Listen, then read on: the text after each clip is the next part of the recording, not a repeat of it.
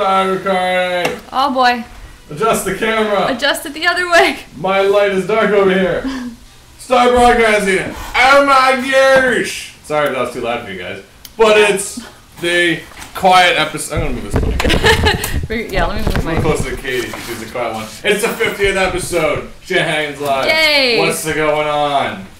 You're here. Hey unless you're watching a commercial right now. Which you are, unless you're watching this later. Yes. But if you are watching now, be sure to buy whatever you see. It's the only way to make the commercials go away. Buy a car. I think it would buy encourage French them noodles, whatever. to know it works enough yes. to wanna. They want advertising revenue because Ustream doesn't pay for itself. It bothers you with horrendous, boring ads, and that's how they make their dollar bill. We got Fluxbox here. We got In This Talks. We got Fluxbox here. We got a mirror. We got Fluxbox here. We got In This Talks. Cool. I'm just reading the order of posts. And of course, TV Dinner. Excellent. What's going on, guys? It is... Oh, Andrew Williamson version 2.0 is here, calling everyone a bunch of bitches. Sup? Glad to have you. Maybe it's out of context. James Spencer 33 is here. Everybody's here. This is like the biggest show ever. And you know why? Because we're celebrating episode 50, Shenanigans Live. I feel like I'm an innocent gun type of guy. It could be stud at twice. Cool. We're going to pour apple juice, wink, wink, into these juice glasses. Oh, God, wink, wink. That's not too much. I have to work. Yeah. Apple juice, wink, wink. Yes. And orange juice with the apple juice, wink, wink. wink. Thank you. I feel like this should have been ready to go to like Cheers when the show started. Right. I was thinking of bringing the bag of colorful balls and dumping them all over the room. Oh, that would have been great. But that would have, I put way too much. Okay. Cheers. 50 50 episodes. What have you guys done 50 of? Like, serious. So 50. Thanks for watching, man. Thanks for sticking around, even on episodes where I had nothing to talk about. Even on episodes when Katie wasn't around and it was just me alone having nothing to talk about. And even on episodes like those when I wasn't there and Katie had everything to talk about. We've had many different episodes, and you guys stuck through 50. Like, wow. We got Chris the host. Oh, God, it's way too juicy. It tastes like too much juice. So much juicy. Too many vitamins in this drink. See? And this is who's been here for everyone. Oh, I don't know. We should have prizes for that. I know Idness was in a lot of them, but... Idness is pretty core. Core to Korra, the airbender. This worked way too quickly. Yeah. Hey, Idness says, sorry, I have to sleep. What, like right now? Don't go to sleep now. We're just starting. No one needs to sleep. Fluxbox says, I don't think anyone's ever made everyone. Even I haven't made every episode, so you guys don't have to feel bad, right? Yeah. I think you've done more than I have. I've been to a few. Chris the host. Chris the host was good running at the beginning. Then on the third lap of the race, the bear caught him. This is a story. If you guys don't know who the bear is, let me tell you about the bear. Our dad is an athlete all his life. Track and field, more track and field. And he taught us that there's a thing about, let's say the 400-meter dash. You run the whole damn thing, right? And he told us the story, how it works, and how you gotta pace yourself. You gotta kind of come up like the fawn, and swift and round, and then at the last stretch is when you go nuts. But sometimes some people think they're rabbits. Yeah. And the rabbit just comes bursting out of the gates. Keeps going. Right out of 100-meter dash. Little huff and puff on the second 100 meters around the first straightaway. You know, going for wants to win that goal, but then the problem is around every 100 meters there's a bear hanging out. Big old grizzly, whatever you imagine, panda. Bug eyes. And he's just kind of standing there, and when the rabbit comes by, the bear jumps out and lands on his shoulders. And the faster the rabbit tries to go, the more bears the rabbit picks up around the track. And essentially, I just always enjoyed the image of, like, you know, an athlete with, like, a family of grizzlies, like, just sitting on his shoulders, like, piled on top of him, like, ah! It's like, you know, you see people running, and then, like, the people in the back start, like, bending. Leaning backwards. There's a bear sitting on your Yeah, that's because the bear's on your back, and you're like, yeah! And you're running. So, you know, don't run too fast on those 400-meter dashes, guys. You gotta pace yourself. Because that last 100, you want that family of grizzlies out there. No, sir. It's a doozy. In the same I missed 2. So that you guys have a normal episode time. I almost think 9 o'clock is normal at this point. I feel like we should just say 8 o'clock from now on. It's like a happy medium. Yeah. Or is it? What do you guys say? We reached 50 episodes. I feel this is time for the evaluation, so get your report cards out. Do you have any spare paper? Yeah, we should have mailed you all slips. Yeah, so let's do some between 1 and 5 quality of discussion content. You guys can put in your scores, and I'll make an average and see what you guys think of our show. More rants or less rants? We got 11 from Flex Fox. All right. Oh, that's just nice. sweet. We got a 4.7. Well, now that sounds. We got butts. After the 11. We got butts from Mirror. Okay. Butts are worth a 5. I'd say butts are like a good 5. We 5. got Q from Thomas. Okay. Well, you guys are just being silly. Okay, so question 1 averages out to Pelican. Because you guys are making no sense. Why should I? Question 2. Do you guys wish to have more actual educational content or more yelling about them? I'd say, though, if you try, it's better if it's just kind of random, because it's like, maybe you don't have something to yell about this episode, so we're more educational, but I think it's good when it's... Okay, well, maybe not let's say more or less, but, what are you guys more, you guys come here every week and you're like, man, I need to learn, and then I'm just yelling at you and you cry. I don't know if people necessarily come here to learn. Do they? Alright, that's a good question. 1 to 5, how much do you learn from this show? 1 being, ugh, and 5 being, yeah. I'm gonna capture the world with my knowledge. Don't worry, guys, take your time. We got 5 from Flex Fox. That's lower than his 11. Disappointed in you, Flex. It's not from you, from Mindus. People are just not gonna let that go from me, are they? I explained specifically. Okay, I can talk about that in a bit. Because learn the importance of love and friendship. Which is Chris the host. Well, that's nice. That's worth a 3. I'm sure he yells at you. And question 3. What else do we got? Alright, more on the technical side. How do you guys feel about Ustream? Now, a lot of you guys have got around with your ad blockers, so you don't have to see ads. But for the rest of you, and me also, who don't have ad blockers, I don't. So, do you think Ustream is working for you guys? Like we did. I find the ads are intrusive, incredibly annoying. Yes, unless we have fun with them. But I mean, we can't all enjoy it together. I mean, we can yell about it afterwards. But I think people get them at different times. Weebot says no worse than working with Flash. Yeah, that's true. Speaking of which, I gotta give big ups. Weebot ukulele. Ukulele. A bunch of there's a post for your birthday. Did everyone get to see that? I put it on the Facebook. Weebot made a song based on one of the Shrub Monkey comics with the club and the dancing. It was excellent. It's such a good tune. It's so catchy. And also, just shortly before that, there was a post of finally a recorded rendition of "It's Too Cold in Canada" for Kangaroos. Sorry, I don't know the proper name, but that's this guy. This is the story of Weebot from my eyes. So you're hanging out at a, what's it called, like Pan-Asian bar cuisine, and you're having a crispy chicken, and all of a sudden a jolly old fella comes by and starts singing about kangaroos in Canada to you. He's pretty and you're young. like, this guy. Well, no, I mean, not old. I mean old. Like O-L apostrophe. I think it's old. This old guy. This old man, by the name of Weebot, comes by. He's at least 25. Starts playing. No, but it's charming, man. You gotta check out his, if you want to pimp your YouTube, you can tell us because the URL won't show we'll there. say it right now. Yeah, we'll say it. And in fact, this is Pimp Out Day. Why not? You guys been watching us. Let's shout out for you guys. Weebot YouTube is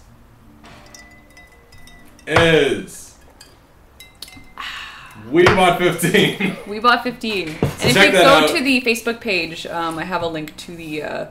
I think it's called Dunka Dunka. Dunka Dunka? It's such a good song. It's a song based on a Shrub Monkey comic. Dunka Check that Dunka out. Dunka Boom. Yeah, Doom Dunka Dunka. That was so good, man. Thank you so much. That was amazing. This is what blows my mind away. How many people get a song made about their work? You know, like no one makes songs of talking to the camera. That's sweet.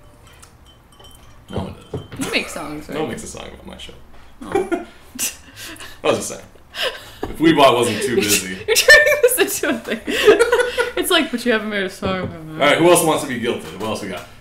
If you guys want to pip out stuff, unfortunately you can't put in your actual websites, but we can shout out for you. Because come on, you guys are pretty much, though we have no forum for you guys to chat with after the show, you guys are pretty much our core community. Look at that, using that word. Community. Makes you all feel special. You know, you watch the show. I look forward to every Wednesday. Yeah. And if it wasn't for people watching the show, it wouldn't make sense to make the show. Yeah. It's kind of the core of it. So, because if it's just you and me, we might as well just go out for dinner. Colonel Wilson says we finished a trailer for an iPad game. What is this iPad game? Go, Proto Wilson. Share it with the world, because we will tell you. I will wait patiently until you buckle under the pressure of telling me what I wish to know. Armello. Armello is an iPad game. Unfortunately, that's all the information I have right now. I can say it involves using your hands. Unless you'd wish to disclose more information. But yes, so throughout the show, be sure to just throw up whatever you want and don't feel bad about it, because we will, you guys should know what each other are up to, share each other's work. Well, I mean, because y'all chat on the forum there, so there's a chance for everybody to be like, what is it you get up to during when you're not here on a... While you are here, what do you guys do? I know Flux Fox does his dishes. Yeah, this guy, let me tell you about this guy. So Flux Fox. I'm talking to this guy and I'm like, dude, what you up to? He's like, I'm doing dishes, man. I'm like, dude, this guy. This guy, Flux Fox. He does dishes like it's no one's business. He set Jerry and I up with a fantastic hotel in Montreal when we went there for the Comic-Con. So high up, our ears popped in the elevator going up. Yeah, man. You had to eat, like, the elevator man gave you a mint on the way up. He's like, you better have a mint. There wasn't an elevator man. No? Woman. There's nobody, nothing. No elevator monkey in Montreal. No. Okay. It's different from Toronto. Yeah, that's just funny. Okay. Yeah, I really like Montreal. Alright, so the backstory is Silly Kingdom was nominated. The reason this show exists, this little sucker here, was nominated for 2 Joe Shuster Awards. Right. And the award ceremony was to take place this past weekend in Montreal, Canada. Oui. France. No, Quebec. No, there Quebec, you go. Canada. Gotcha. It's in the song, remember? Provinces of Canada. We'll make references to old episodes throughout the show and see if you guys catch it. You know, like... Oh god, I can't remember my own. Yam. Alright, continue. Yeah, no, so we went there, you couldn't go because you went to the Zelda. I couldn't because I had to go to the Zelda Symphony, which was also amazing, but we'll talk about that in a bit. Yeah. So the Joe Shuster Awards were part of Montreal Comic Con, which was this Saturday, Saturday.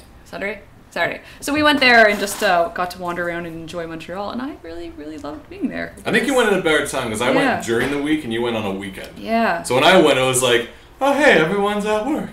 Well, we also had a, I don't know, did you get their Metro passes? No, I kind of just meandered around. Yeah, because with the Metro pass, it's like, it was for 3 days for like, what was it, like $30 or something? 3 days unlimited usage. I guess it's that would be as soon as buying it, like... Yeah, or was it... It's 10 plus bucks for a day pass in Toronto, so it's more convenient. I think it was cheaper. It might have been cheaper. But their Metro was really fast, and we would just like, hey, let's go to this neighborhood, and we just would pop all over the place. We kept finding great comic shops and things as well that had so many awesome titles. And just a lot of cafes, a lot of nice neighborhoods. Everybody we tried to speak French with just wouldn't. Got offended? Well, no, it's like, why are you trying? You don't know it at all. Yeah, so what we'll are you trying to do? No, the best thing was weird. On the way back from our Saturday adventure, I really wanted a poutine and... Poutine? And we didn't go to La Banquise because it was pretty far away. Go to the Banquise. Even though you guys told us to. It's a bit of a trip, but it's really good. So walking by the hotel, we walked by a Harvey's. I was like, they have poutine. And I really wanted, so I ended up getting it. You went to Montreal. I know. And you said, you know what I can go for? It was gross. Harvey's. I regretted it. I really did. Person. I just really wanted poutine. You're ashamed of your country. I am. But it was interesting because the woman working the counter, she was like, it was weird because it was like, right away we got the sense that she couldn't speak French, but she would talk to people in French, and then French-speaking people would try and turn English to like make sense of things, and she just kind of, it was like she was there to be immersed in the language, and even though people wanted to like just get on with their orders, it was like, no, we're gonna do this French, and like even like French-speaking people would try and speak English with her, and it was just kind of funny. We're like, it's good that you're doing that. It's like, but I know what you're up to. I won't play your game. Where it's like people would ask her things in English, she'd be like, huh? And then they'd ask her stuff in French, she'd be like, nothing. Alright. But I mean, it was a nice city. Like says you made it up for at 3 brewers. You got a real poutine. Yeah, that was good. Isn't 3 brewers also a chain though? There's one in Toronto. Maybe. I don't count. Well, that's where the after party was held. Like Banquiste or nothing. La Banquiste was good. Yeah. Wait, how do you know? I'm sure it was good. When I'm drawing, I've been watching Live to Me, I'll let you know. I'm good at this now. Was it when I did this? I caught you because your temple went... And then it like closed up on my face and I was like this. You love that show. Sorry, I got way caught up. I don't want to interrupt the Montreal story, but I got way caught up. I don't have much. Like honestly, I was just wandering around. I'll go through it pretty quickly because. Oh, don't rush. Lie to Me is not as nearly interesting as Montreal. Yeah, but the way you describe stuff is funny. Okay, we'll talk about Lie to Me in a bit. Well, let's talk about Gravity Falls and see what you guys are doing there. Yeah. But yeah, the Comic-Con was the Saturday. We did a bit of a wander around, went to the Joe Shuster Awards, and alas, we didn't win. Oh. But it was really fun being there, and I got to meet some really nice people, and it was cool just seeing all the different nominations up there. Actually, I haven't heard much about it. How was the presentation? Where was it? Was it like in a thing? It was like a convention room, so it wasn't huge, and then it was like there was a giant slide up there where they had all the titles and why they were chosen and things like that. And there was some really nice, the categories we were nominated for, the Jean Day and the Dragon for Kids, like they said really nice things about the why books were selected. Okay, what'd they say? Cool. Let's hear it. I couldn't remember exactly the Jean Day. It was like a it was good. But with the Dragon, it was like books that would instill an interest in reading and stories with a lesson and stories that. Which I was like, oh, that's interesting. Like, there was a lesson in Silly Kingdom, wasn't I was like, was there?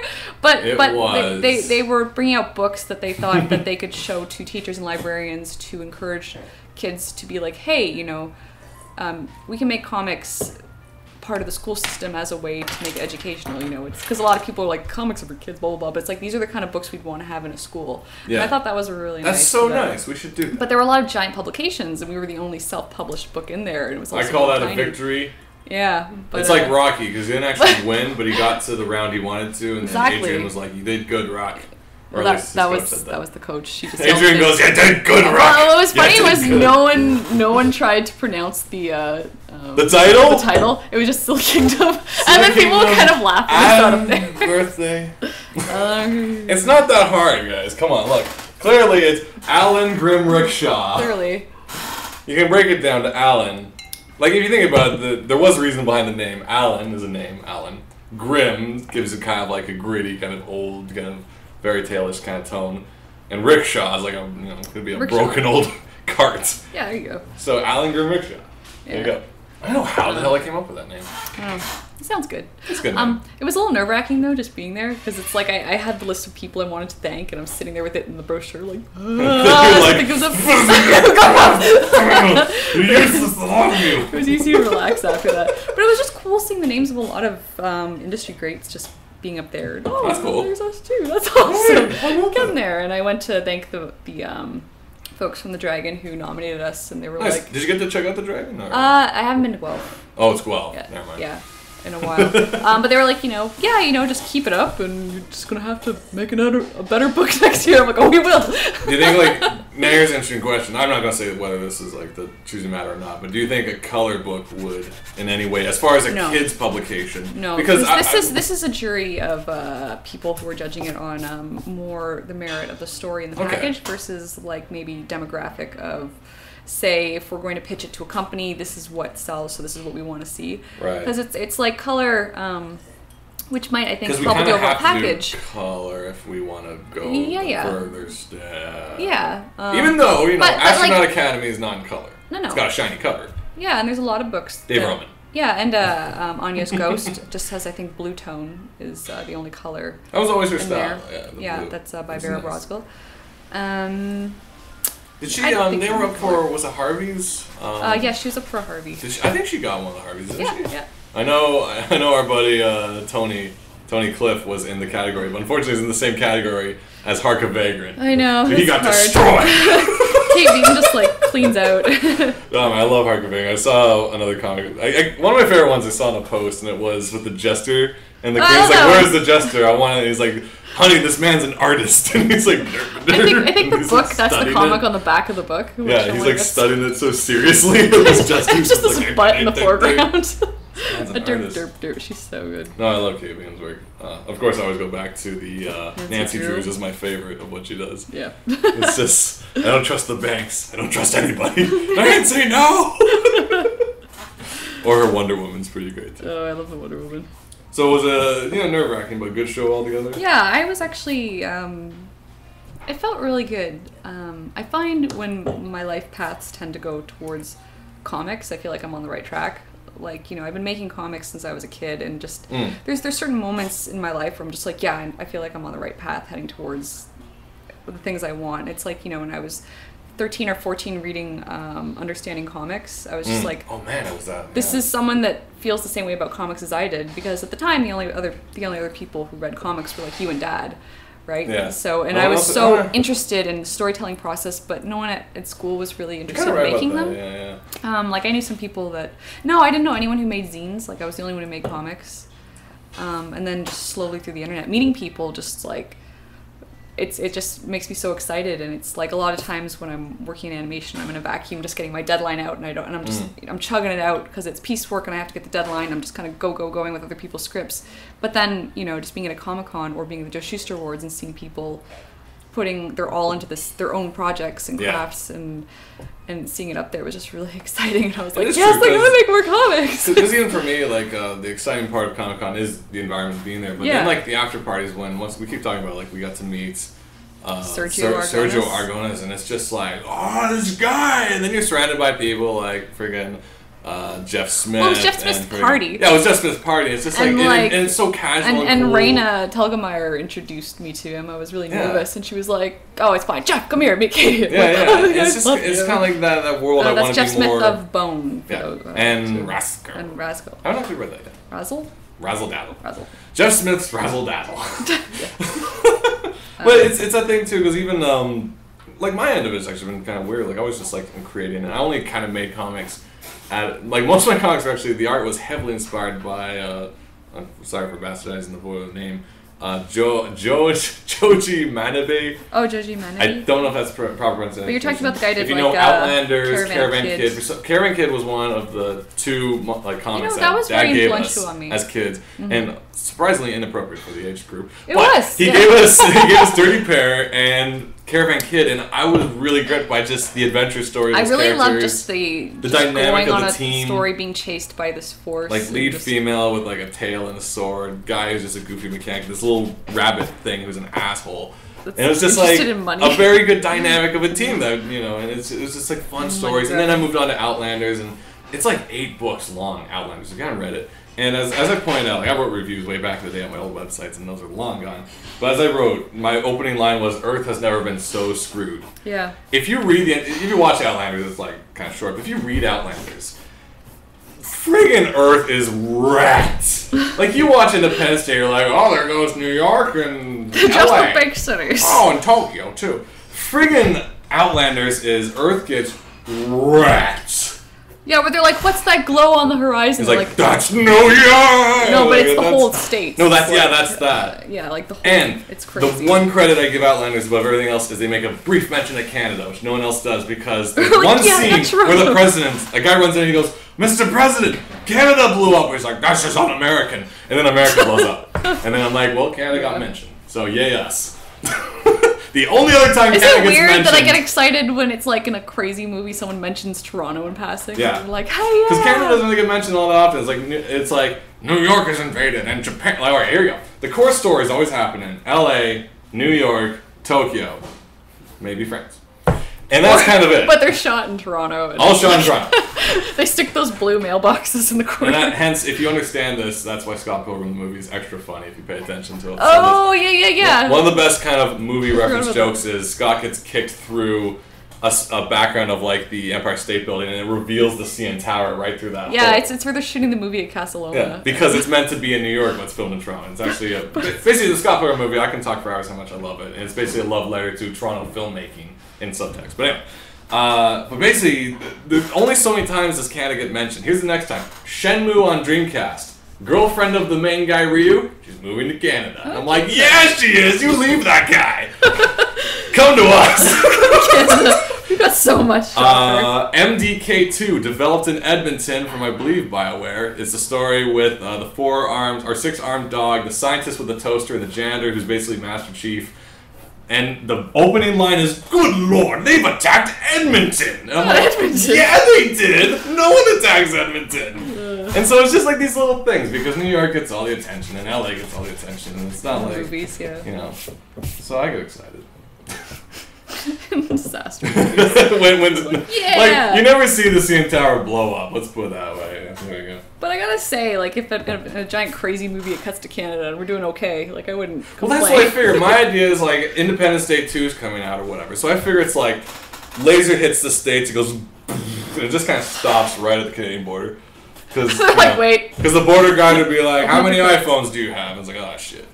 You're not bringing any graphic novels in here, are you? Oh, yeah. I actually read about that again recently. Yeah. Quick tip, guys. Happy fun times. If you're a comic developer and you're bringing comics up to Toronto for any event or anywhere in Canada, do not say graphic novels are in your bag because graphic sounds pornographic. Yeah. And novel sounds like literature. Oh, yeah, it sounds like you read that, I read that article. By Dylan McConis. Who posted that? Dylan McConis? There was 2 recent posts. Actually, it's funny you bring that up. Actually, it's not funny. It's just natural. It's good you bring that up because I actually just read both articles on the way up here. There's a series of articles. One of them was how to write comics, or how not to write comics. And the second one was how not to write comic reviews. Yeah. It was 2 different people, though. Yeah. I just read both of them.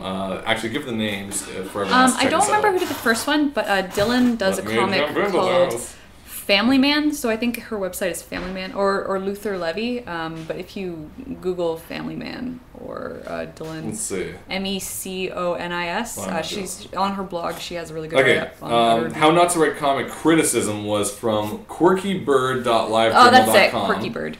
Yeah. And writer Sarah Ryan was from the previous one. So who's the writer of Quirky Bird? Dylan McConis wrote How Not to Write Criticism. It's a very good article. It's basically about, unfortunately, the people who are meant to see this probably won't see it. No. But it's meant for like your New York Times book reviewer who happened to get a copy of a comic of some sort dropped on them.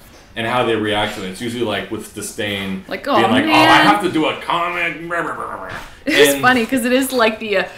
if they like it, it's grudgingly. Like, I don't normally like comics, but... Well, basically, the problem... The article basically says how not to word your reviews, because there's a few holes that you're falling in. Because, first of all, the basic acceptance is these people aren't actually interested in writing a comic review, but it's like, oh, frig, I have to. So usually this is what happens. They start off with a bow, biff, bang, comic time. Yeah. Or the other one is, I'm not usually into comics, but this one... Or, this is too good, it shouldn't even be called a comic. It's not a comic. Or, what are they trying to say through the comic art form, which is just they made it as a comic.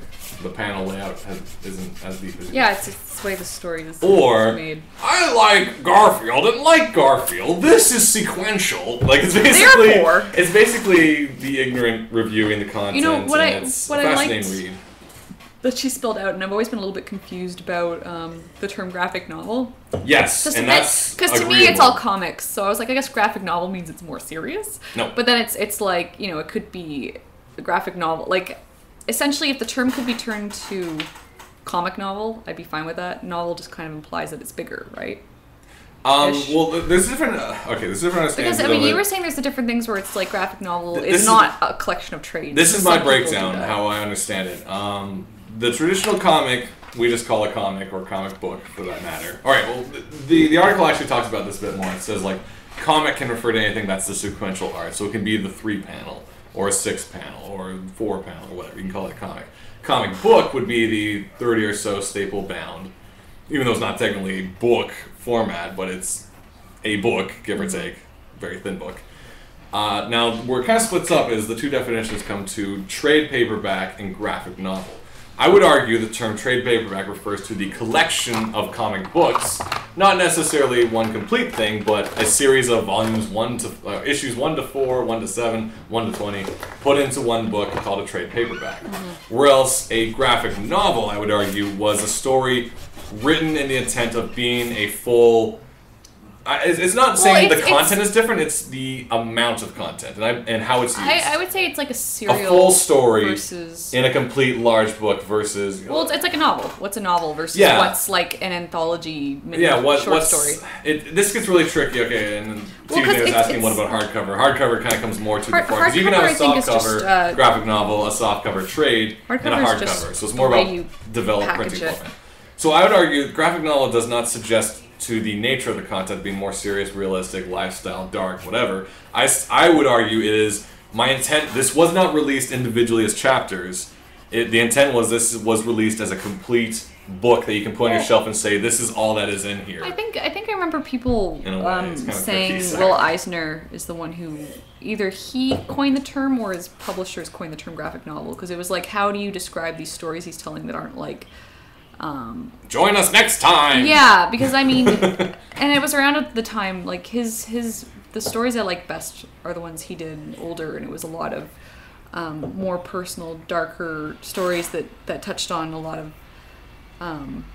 more mature themes, and they called those graphic novels because it would be, but those would also be a collection of short stories too. Like so I guess that's where it gets confusing. A self-designed anthology. Well, because I think A Contract with God was the first one, and that was. Is that a complete? But it's a bunch of short stories.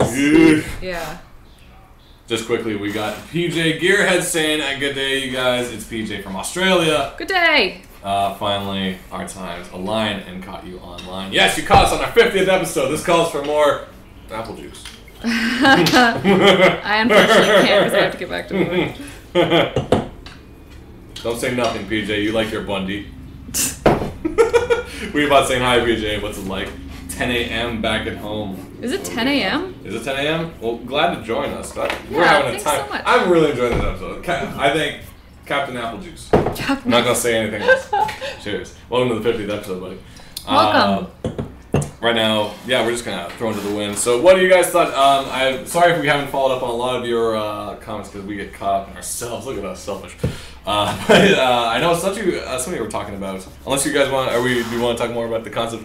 Do you guys want to see what graphic novels are? Any other thoughts? Because my final thought is graphic novel, once again, is not meant on narrative or intent like what the book is. It's more of, not really packaging, but it's like this was written as a complete volume of a story versus this was 5 short stories put into one, whether they're sequential or not. Yeah. It's like, I wrote this beginning to end as a solid book, and you will not find chapter 1, 2, 3, 4, 5 separately as a 30-page I guess trade. It gets confusing. No, sorry, not trade.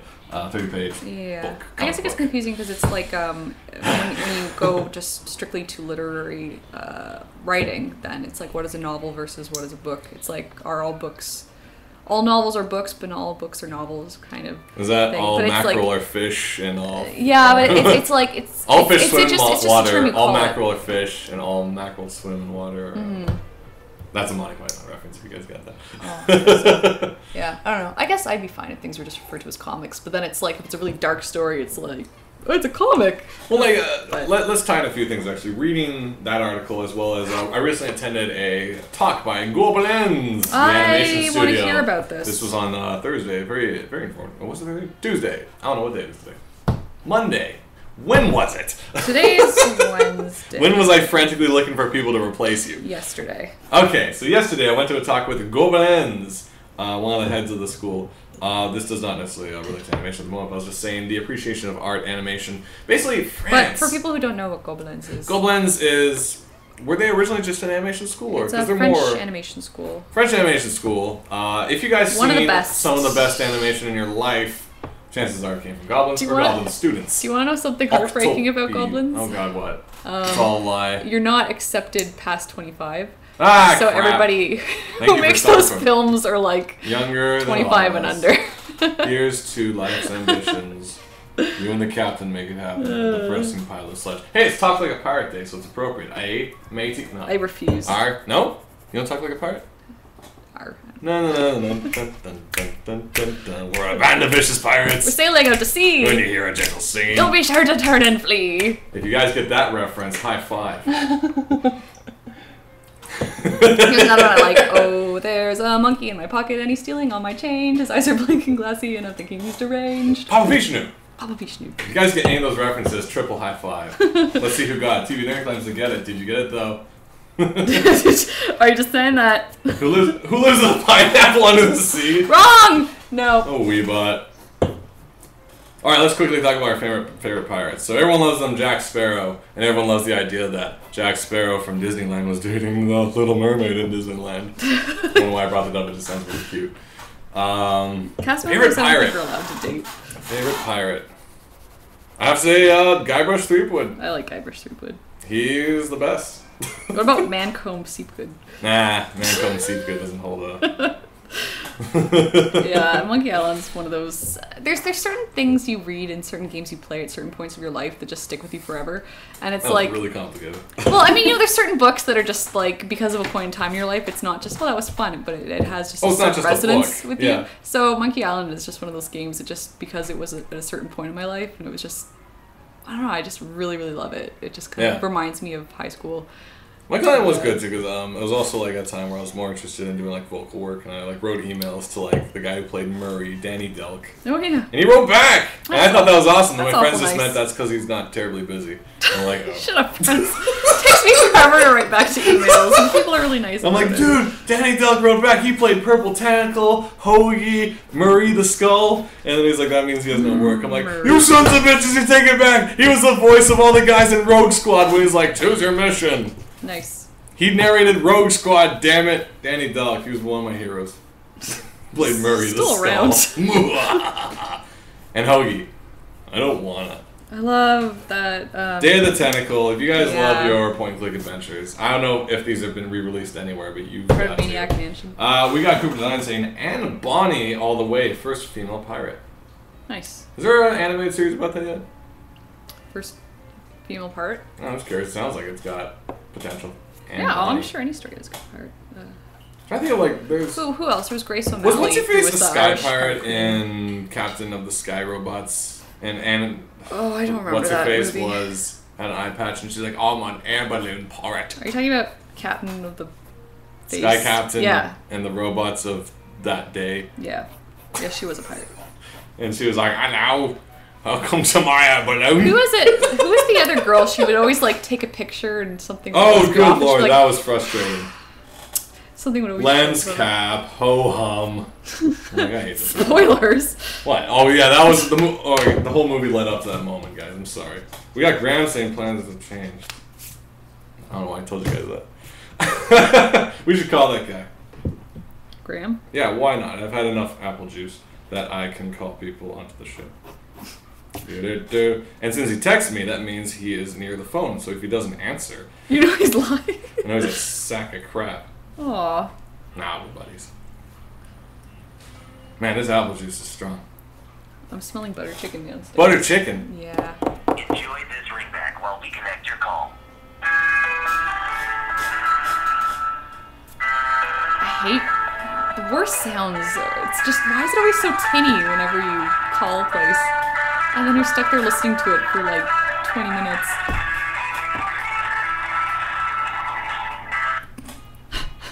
This is exciting, 50th episode. Ah! He's not answering. So he is a liar. Maybe he's watching and he's like, nope. Are you watching, Graham? I'm gonna call you again. Don't worry, this time I'll mute it and I'll just listen. Mm-hmm. Yes, my phone is a Droid because I wanted a change of pace. So I kind of gave up on Apple. I want butter chicken.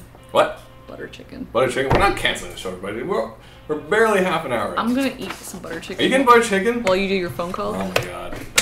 Jerry cooked dinner, so I'm gonna eat. Where's that? Hello, sir. Are you Graham? Well, welcome to the 50th episode of Shanahanigans Live. Hey! Alright, we got Graham Beckstead on the horn. Graham, how's life? It's okay. It's alright. I got some comics today, so, you know. Got some comics. I got some comics, too. I got Cheese Sweet Home, 20th Century Boys, and some other thing. Wait, those sound like they're from Japan or something. Maybe they are. Graham, what is today's hottest comics? It's Wednesday. Give us the update. Alright, well, the thing that I was most sorry, my personal driver is having trouble exiting the parking lot. Please ignore him. The comic I was most excited about was, of all things, Justice League number 0, which came out today, because it had Captain Marvel on the cover, aka Shazam, but actually Captain Marvel. And, you know, I'm always excited for any sort of Captain Marvel business, so I picked that up. Why should our viewers be excited for Captain Marvel? He's the greatest, one of the greatest superheroes ever created, and he's practically forgotten. He, in the 40s and 50s, mostly the 40s, he rivaled and at some points dominated Superman in the sales charts, and he's such a great concept such a pure superhero idea of a little boy, like most comic book fans were at the time, who would say a magic word and become a grown-up man superhero. It's such a perfect idea.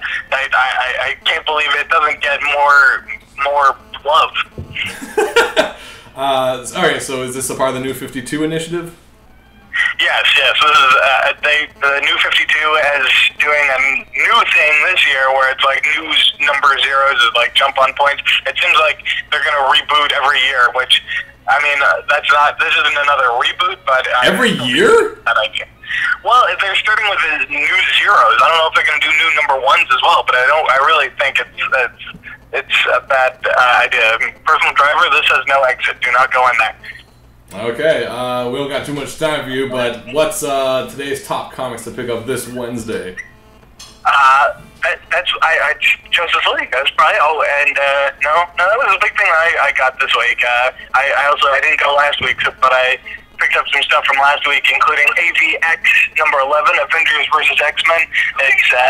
This is Yankee. I'm on the show. Sorry, my personal driver is asking questions when he should be keeping his eyes on the road and his mouth on the road. I don't want you guys to get in accidents. So you have yourself a good time. I'll hopefully see you tomorrow, man. Okay. Alright, see you around. I'll also wish us a happy 50th episode, damn it. Happy 50th episode! May all the questions be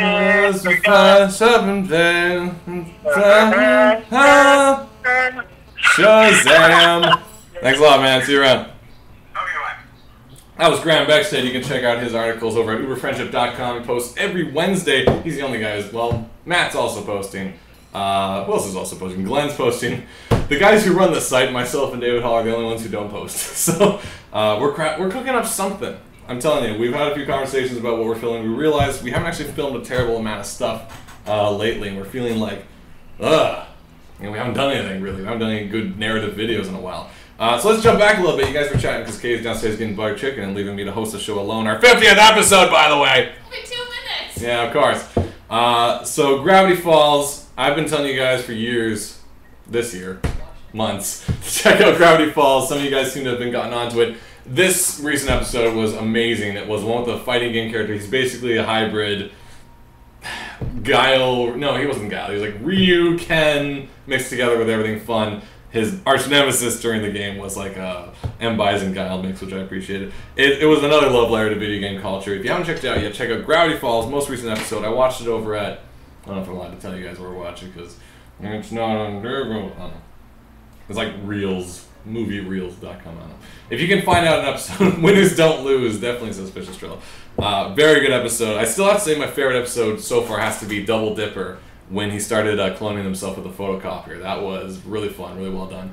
But man, well, alright, we got Master still saying with sprites from Paul Robertson. Was that the guy who does the art for the Scott Pilgrim game as well as that like 12-minute long animation of like Baby Squid Fighter or whatever that was? Because I felt that when I saw the animation cycle. I'm like, is that the Scott Pilgrim the game animator? Because this stuff is really good. We got a yes from Master Stealth. I am right. I am very observant. It's a phenomenal episode. Good God, I love it. I've been telling you guys like since I started watching. Gravity Falls is honestly the best show. You know, Lie to Me is great, but Gravity Falls is honestly the best show I've been watching right now. It's funny. It's brilliant. I am envious that I didn't invent it. I should start writing more. Definitely gonna be doing that. But if you haven't seen it yet, do watch it. Kay's not here, so let's talk more love about Gravity Falls. Time Traveling Pig was also an excellent episode, and I don't really want to spoil territory, but there was a time travel element, and the interesting thing was you can see the time traveler in a bunch of earlier episodes if you're observant. So I didn't go to the web to find out where he is in each spot, but I started watching, and when I catch it, I'm like, ah, there he is! So this show does it beat Adventure Time? I will have to say for myself it does.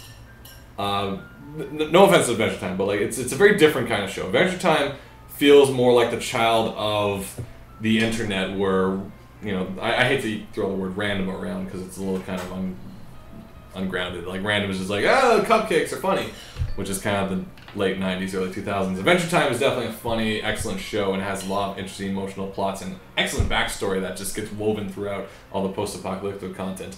But I do believe Gravity Falls I enjoy a lot more just for the more, in a way it is, I don't want to say it's Family Guy-ish in that sense, but it does have that kind of pacing of comedy. It doesn't do those like callbacks like Family Guy. It doesn't do that, but it does have kind of like good, funny. You know what? I won't even say Family Guy. I would say it has kind of the comedy timing of like Arrested Development and Community. That kind of like where someone will say something and it comes back later with a comeback of some sort and it times out perfectly. It's definitely a show you really want to check. And you know what? I shouldn't even say what beats what, because they're very different kind of shows, and they can cater to similar audiences too.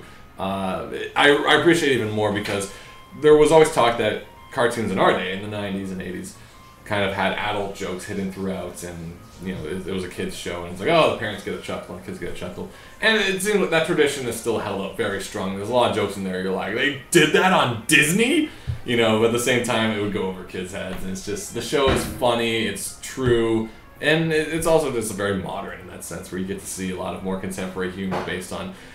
Like there was kind of an awkward transition. We've talked about this a bit before, how Simpsons kind of like was a 80s, 90s show, and then it had to adapt to the 2000s. So like when you see a computer show up in the Simpson house, you're like, oh, they have internet now, and it's, I don't know, it just felt really kind of weird and to a certain extent. But like this is a show that's born in that era, so you get to see what humor is based on within those realms of like having cell phones and having video game references that aren't too obscure and stuff. Katie's back. Look at that. Have you watched any Gravity Falls yet? Only that episode we saw at Con Bravo. Oh, you gotta start watching Gravity Falls. I'm telling these fine folks, Gravity Falls is honestly, girl, why you acting so cray cray? It says TV dinner. Thank you. And to that I respond, bowl of punch. See? You're missing out. Secret club. Of course, I still to this day say The Duchess Approves is my favorite joke in the whole series. Just the name of that guy kills me. I don't know why, every time it's like, the Duchess, totally played by Shirley Stempleton, and Crampton saying rapping prompter. The palpable rhyme prompter. I can't even, I'm one of these days going to memorize it, but for some reason it's the funniest thing. I had to rewatch that scene 3 times, and I was crying each time. Yeah.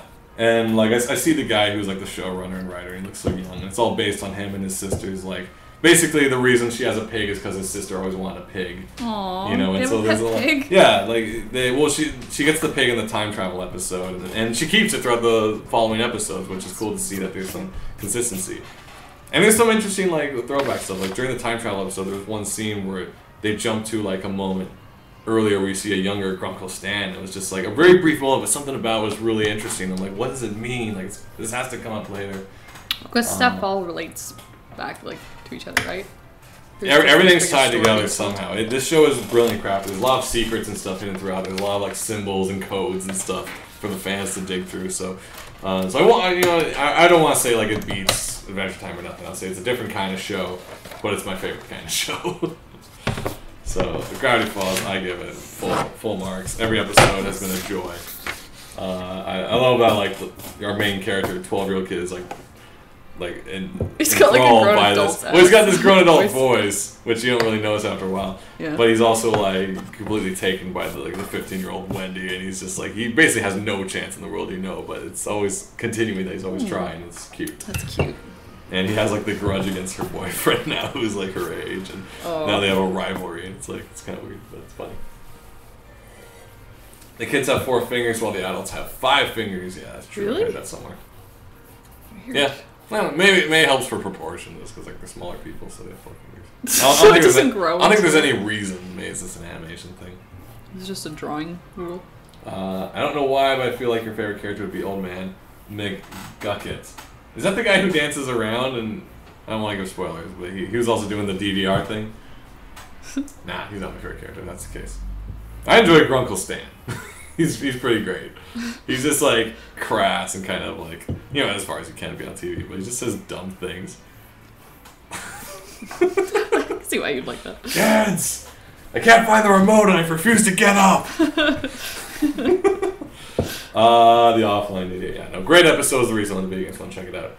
What else is going on? I don't want to keep talking on the same topic. Once again, this is the 50th episode. Shenanigans Live. You guys are joining us here. We're having juice. Yes. Katie left. What have you been working on? Can we show anything yet? Sure, yeah. I sketched out one. This is an educational show. Yes. As I claim every episode. So I'm working on getting through those Indiegogo commissions. Hey! We're almost at the year anniversary of Silly Kingdom, by the by. Done. So here's one. Actually, I better hold this up straight. It's a magician character. Alright. I don't know what you could even tell from the thing. He's kind of bowing over. You know. He's looking all stern. There you go. And now I'm starting on another one. Just another version, give options? Yeah, one where he's more standing and looking stern.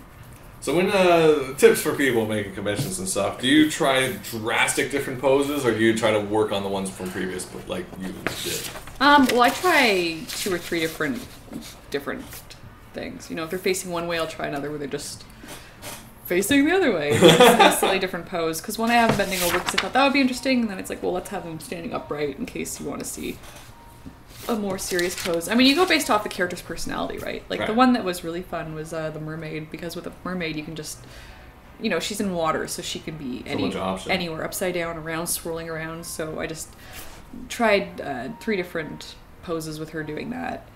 I don't know, though. I mean, usually I just kind of, I'll start sketching it till it's done, and then I'll start sketching another one till it's done, and just, because I've already drawn it one way, I want to try drawing it a different way.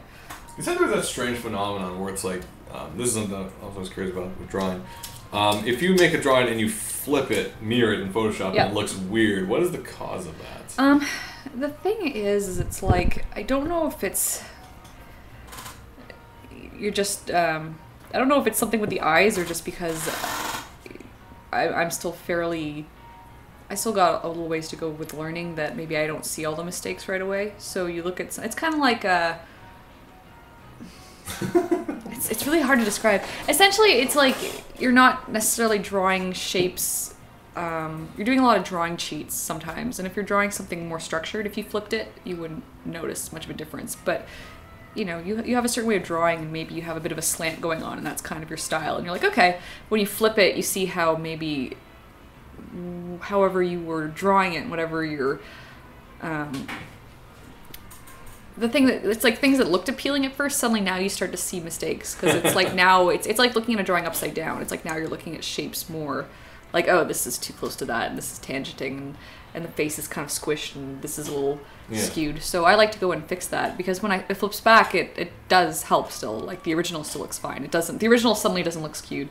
The weird thing about it is I'm like, are other people seeing these mistakes that I'm not seeing? Normally, if I didn't bother flipping it and put it out there, would I eventually see it? It's just a way of, the thing is, when you're drawing and you're still learning, you get so stuck in a drawing that maybe you're not looking at it objectively.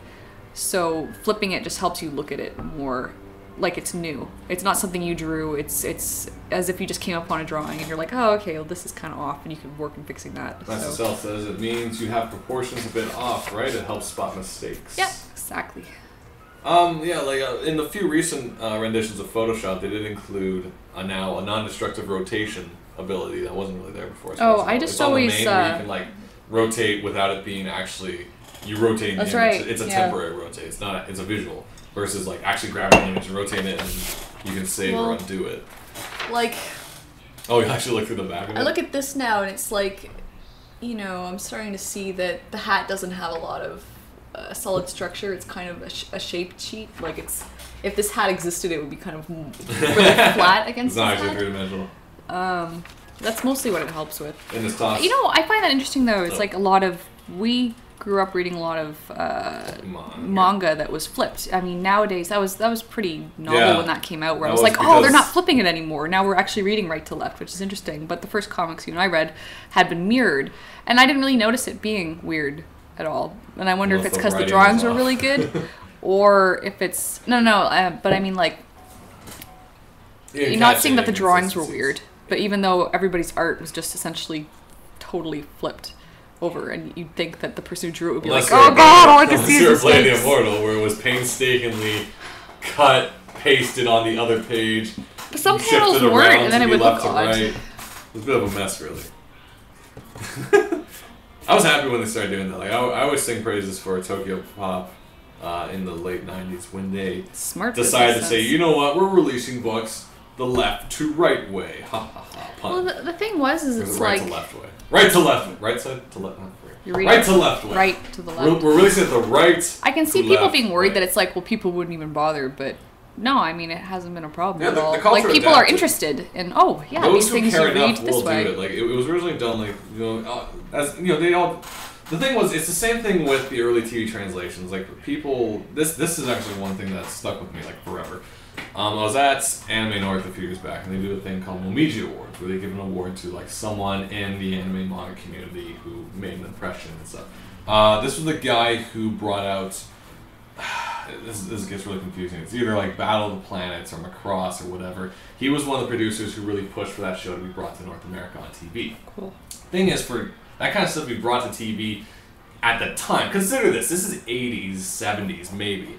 And you say, I want to bring a Japanese cartoon to North American television. There were very different practices, very different episode structures, and this is why Macross, Robotech, Battle Planets, all that stuff got basically messed up, thrown into each other, put upside down, and merged into one plot line. It's because it was the only way it would have aired. Yeah. It wouldn't have aired otherwise unless it was a bigger plot. It was a guaranteed season. Well, the thing I found interesting about that was it was like when Sailor Moon came over, I was like, this is awesome! But big fans would have been like, this is butchered. Okay. The same thing we felt with Escaflowne. We'll get to that in a I was getting to that. So the thing is, basically the show was bastardized from its original source material, but you have to accept, based on the kind of the cultural climate of TV at the time, it was the only way it would be released at all. And we can all be thankful it released at all because then new people became fans, researched, and found out about manga and anime and moved on. His story, I unfortunately don't know his name at all. He was talking about the days of being like the producer and releasing it, and he basically broke down during the award ceremony saying how he was getting death threats and stuff for ruining their show. Because you had the hardcore fans who got VHSs from their friends in Japan, college exchange programs, whatever. Yeah. And he basically said, like, I've worked so hard on this stuff, I got death threats for being an awful person, for ruining people, because people are passionate about this shit. I'm sorry for saying that. Dumb about it. Well, like, where it's like you know, it's death threats. Like, and that moment really gave me... It's not erasing what exists. That moment really gave me pause to my original anger of being like, because, alright, so let's go back to our day now. Now, our true introduction, like, we saw anime in the past, we didn't think much about it. There was Speed Racer and stuff, we thought it was just another cartoon, Astro Boy, whatever. Yeah, Dragon Ball was kind of cute. It wasn't until, like, Sailor Moon and Dragon Ball era when we really started noticing. Like, even Samurai Pizza Cats didn't really faze me. It's been like, oh, this is anime. I was like, oh, it's a show about cats and swords. That's awesome. Mm-hmm. But it wasn't really until Sailor Moon and Dragon Ball came out, like, that era, mid-90s, late 90s, that we're like, this is different. This is awesome. And we're like, yeah, Sailor Moon. And from there, we're like, what else is like this? And we found Ranma, Tenchi, Project A-Ko. Whatever was available at Rogers Video at the time on VHS. Like, the Dirty Pair even had series and stuff like that. Oh, yeah. And then, years later, you start to realize, oh, Sailor Moon was actually really heavily edited and modified and stuff. And then... and you know, you're like, oh, that's kind of strange. And then but you don't think much about that. Oh, English. Then shows that we found in that period, we're like, oh, Escaflowne is amazing, and then we're like, oh, they're going to bring Escaflowne was one of my favorites. They're going to bring the vision of Escaflowne to TV now, and they frigged it up. They did a lot of weird. They did weird edits. They gave away stuff. They gave away that Escaflowne transforms like way too early. They do weird, stupid things because in Escaflowne, it's a robot show based in more of a medieval era planet. You see the Earth, blah blah blah. But Escaflowne is a robot that later on the series is revealed. Holy crap! Spoilers! It transforms into a dragon and he flies it like it's a dragon and stuff like that. I mean, and you see it from all the happens promo at a moment, stuff. and it's like, whoa! So it's crazy. That's in the original Japanese. In the English version on TV, they're like, oh, the dragon, which was what they kind of referred to the Escaflowne for whatever reason before, and it was just the nickname, the dragon. In the American version, so no one got confused when they said the dragon for no reason at all. Way before the Escaflowne ever transformed and surprised the audience, a little 3D bubble popped up in the corner of the screen on Fox Kids TV to say, oh hey, this is the dragon that our main character is going to be riding in 3 episodes, and don't be scared. Don't worry, we're not saying this for no reason. It's gonna play out. I swear. Yeah. Do not write us letters. I'm not gonna spoil it for anyone who hasn't seen it. Yeah, there's a moment like that in Spirited Away where they give away a turn really quickly. They did that Spirited Away really stupidly. Why would you do that? Which made no sense at all. Yeah, which was unfortunate. I'm not going to defend that one. Now, the point is, and we can talk about card captors and stuff too, but the point is, there's a certain amount that, after seeing this guy talk at the Momiji Awards, I realized, you know what, I know the people who brought this over did not want to do this. they were passionate about the project. Otherwise, you don't just go, what anime is awesome? On that one, let's put it on TV. Someone was passionate about it. Someone was fighting for it. Someone fought for Sailor Moon to be on TV. But you have to understand the content of Sailor Moon, our culture... At the time. It's just not ready. Even now, it's not ready for it. Surprise, surprise. Zoocyte is a guy. Okay? Zoocyte likes to hang on Malachite's arms, put his legs around his neck. That will not happen on TV yet because of our cultural states. But it's like you slowly start to we are grateful that it was brought out at all. Mm-hmm. Because otherwise we would not have been able to see more and learn more from it. So my anger for you ruined Escaflowne, I kind of like gradually was like, you know what? It being there. It's stupid, it's awful, but you know what? It being on TV at all, Cowboy Bebop being on TV at all, any of these shows being on TV at all, is a good thing. But it's like, I had those moments though where a friend of mine would be like, oh, I really like that. And I'd be like, it's so, like, they totally... and I'm like, now I'm that crazy entitled And I don't want to be that person. Because I know someone cared. And it's like... Someone cared about the show. And it sucks though. I mean, I don't want to say entitled because it's like you like something, you want to share it with people, and it's like, why are they messing with this? Like, you want to give someone the Philosopher's Stone, not the Sorcerer's Stone. But it's not like it's heavily abridged. You want them to have the post, not the bloody mail. Well, maybe... This bastardized every public. It's like that, Happy Christmas, not Merry Christmas, damn it. But maybe it's like that with people with books and movies, where it's like, oh god, Lord of the Rings, what's this? What are they doing? What are the elves doing at Helm's Deep? I would argue that's a bit different because that's considered adaptation. Okay, versus bastardization. Like you can say Chocolatte's a bastardization because it's like, oh, the priest character did this and this. But it's like, it's a different medium entirely. Okay. Escaflowne, the Vision of Escaflowne is an anime. You could have just put it out as an anime, but it got modified, so that goes in the terms of the thing, though, is that it's like the tapes do exist if someone was interested in seeing they're not ruined.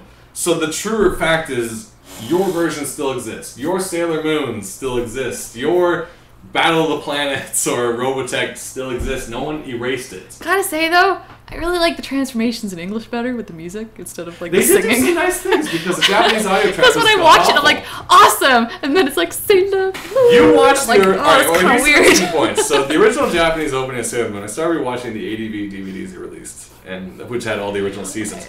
I get so nostalgic, though. The original opening sequence is really cool and trippy. But the music is awful. it's because of the time. This was done in the 70s, so it's like... And I'm like, doesn't sound as good as, a right young group of 90s. Folks going fighting evil by moonlight. I'm like, that sounds nice. Well, I don't mean the singing. No, the audio's got off. I just mean the miscellaneous background music. Sometimes it was like, her. I got a tweet or a text from someone. Sorry, I have not looked at the chat. Is that Jean again? Something. No, Jean's not messing with it. I don't even know if she's here right now. You missed Innis drawing questions. Alright. I know Innis had a question. And I remember it. It basically said, do you show everyone your versions of your commission or what? Before you choose the final version? And I believe I let them choose. I don't choose the final version because when I do a commission, ultimately it's a the person commissioning me is my client. So I do a bunch of sketches so they can see different varieties. Like, instead of me being like, here's the one thing I've drawn for you, it's done. It's like, you've hired me to do a commission. Here are 3 different options. I might have one I prefer to the others, but ultimately it's not a drawing I'm making for me, it's a drawing I'm making for you. So it's totally whatever you like the best, which is what I'm going to work on. I'm not going to be like, no, that's dumb. It's like, I like all the drawings, that's why I did them. I wouldn't put up a drawing I didn't like as, well, how's this? But it's like, here's options to see what you want. So, I mean, sometimes it's like, really? I'd almost choose this one. But, yeah, I mean, it's I'm not drawing for myself. I'm drawing, and it's good to give someone. I'm sorry, I finished your Captain Apple. Oh my god, there was so much in there. Talk like a pirate day, guys. Keep it up, man. R. Insult sword fighting.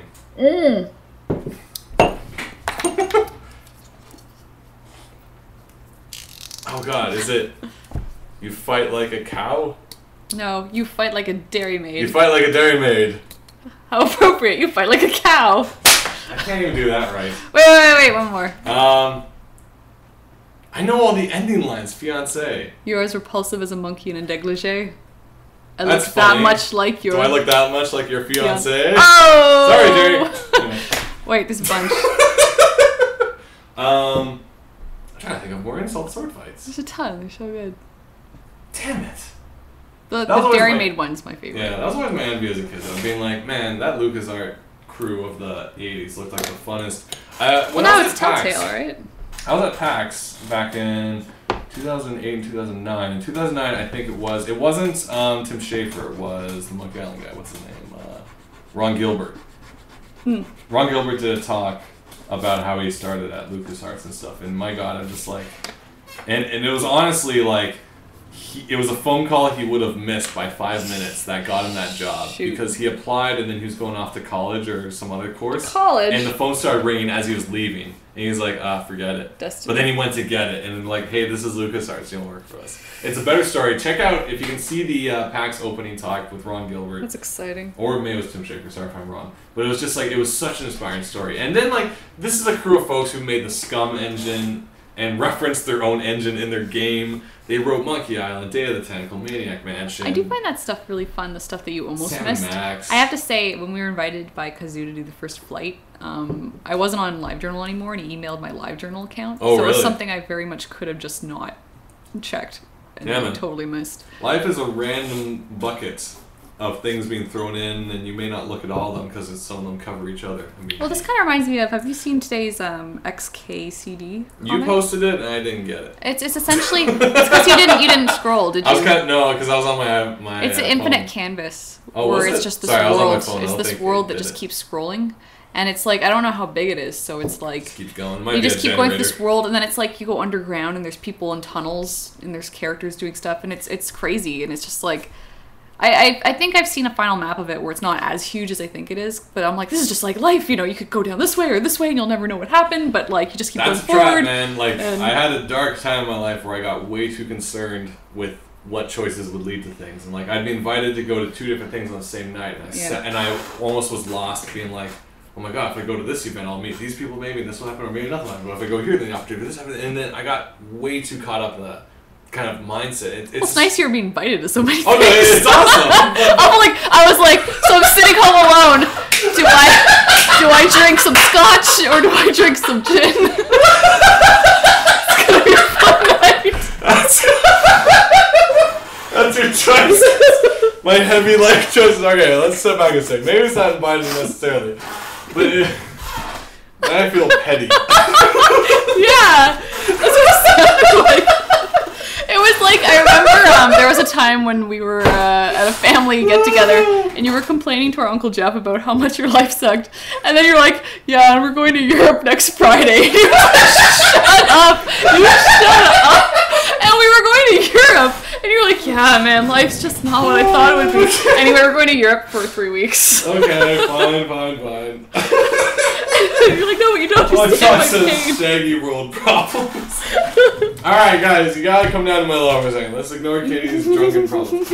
But this was just like, it was a... Now, I can't even talk about it now. Now it's too silly. Go, I'm interested. Well, no, it's, you know what? Okay, here's the thing, though. Just because it's like crazier things are going on in the world doesn't mean it's an honest issue that you have to deal with. And if you start like being like, oh, there's worse things in the world, I'll ignore it. That's unhealthy. That's a bad thought. That's bad because then it's like you're not treating, you're ignoring your own pain, and it's like because there's always someone like I don't want to be like that. There's always going to be someone. There's always a worse situation. Even the people at the worst situation. There's a worse situation that they could pass off being like, there's oh, a difference people have it between, worse. you know, acknowledging something isn't working and fixing it, or acknowledging it isn't working and then, oh, well, I should be happy anyway. And it's like, well, no, it's making you miserable. That's complacent. And you feel it is. And it's like, you know, it's like working a job you don't like. It's like, well, I should be grateful I have a job. And it's like, well, no, like if you're unhappy. It's an excuse not to push for change because you're giving yourself a reason not to strive for better because like, oh, people have it worse. So and you're not giving yourself the right reason. And it's kind of like, you should always aspire for greater. Why not? It's like, why not? What's the worst? Okay, so my situation,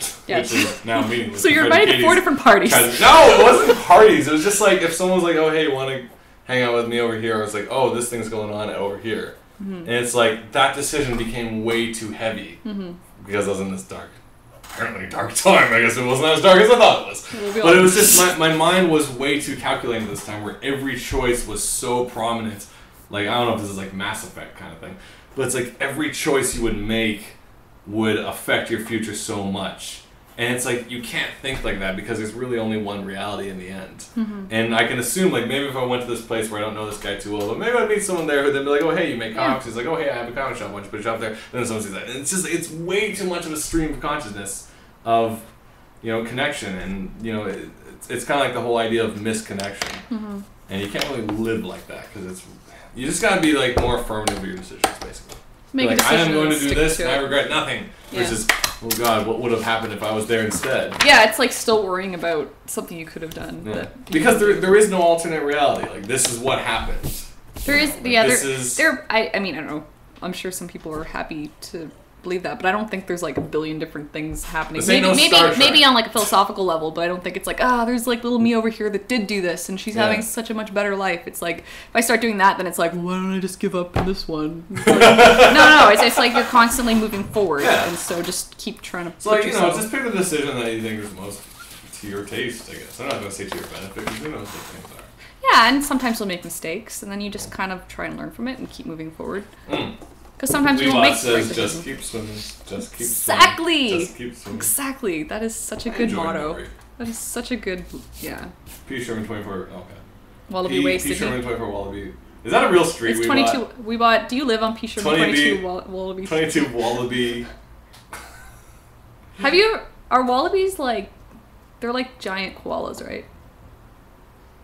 We what? Really? We bought help us out, what's a wallaby? Teach us the thing. It's a tiny kangaroo, and isn't Wilson it? says no. it's a tiny kangaroo, am I right? No, I'm from Warrawee, Conte. Cool. Mini kangaroos. Mini a kangaroos. wallaby is a littleish kangaroo. That's cute. Aww. Why not? Pat one on the head. You know what I find amazing? Joeys. Like, you know how useless human babies are? where they just, they're like, Unlike the monkey, which at least hangs on. Yeah, baby kangaroos, I think, will crawl up the mother's stomach and then go into the pouch. That's nice from the outside. Unlike the horse who's walking after 2 minutes, a human baby just lies around and complains for 3 years. I'm now going to make this shopping experience really awkward. I feel like that's a part of, let's not get too philosophical, but I feel like that's a part of the life expectancy. Like, because humans live like near a good 60 to 90 years, we have a longer development cycle than horses who are like, oh crap, I got 30 years, I better start walking quick. Well, there's something I heard where it's like, what is it, instinct? The thing that makes other animals... I don't know if instinct's the right word, but it's like the things that help them develop. It's like what we have as culture, and culture is what you have to help them grow. And then I enjoy this. Weebot said baby humans are more or less useless until they're 19. I agree. Well, sorry for our teenagers. Well, here we go. I feel this is also a portion of that, because if the life expectancy was 40, you'd be more mature by 20. But now that our life expectancy has gone to 90, I still feel like a you kid. Can be lazy. And I don't even know what I am. There's this funny comic I saw where it's like a I think I reblogged it on Tumblr, but it's like this girl is like, she pushes this button. It's like adult, and it's like these little balloons like fall out. It's like there's a guy by the button. He's like, congratulations, now you're an adult. And she's like, but I don't feel like I know any. I don't feel any different. He's like, well, that's like most of us. She's like, well, I don't feel like I know anything. He's like, yeah, well, that's like most of us. And then she's just like, adulthood, where it's like nobody knows what they're doing. Well, my thought comes to this: like, say you're in the Dark Ages, Black Plague and all. You're leading an army by the time you're like 18, 20. Now imagine the 18 to 20-year-olds in your life. Would you entrust an army to them? Think about it. No offense, because I mean, when I was 14, I thought I was the smartest person in the world. But then it's like watching the new Star Wars. I'm like, Weeball says God no. Fleshmark says no. Well, it's like, and I remember Dad always had that thing with the new Star Wars where it's like Natalie Portman is queen of the entire planet. And he's like, a 14-year-old can't even like, and I'm like, how can you say those things? And then I'm like, now I'm like, yeah. Sorry, it came to my mind, like, a 14-year-old can't even choose what dress to wear. It's like, and clearly based on her choices, she can't. But it's like you're in charge of the politics of an entire planet. And it's like, well, it's unfair to say just because you're young, I mean, you don't have certain life experience, but that doesn't necessarily mean you.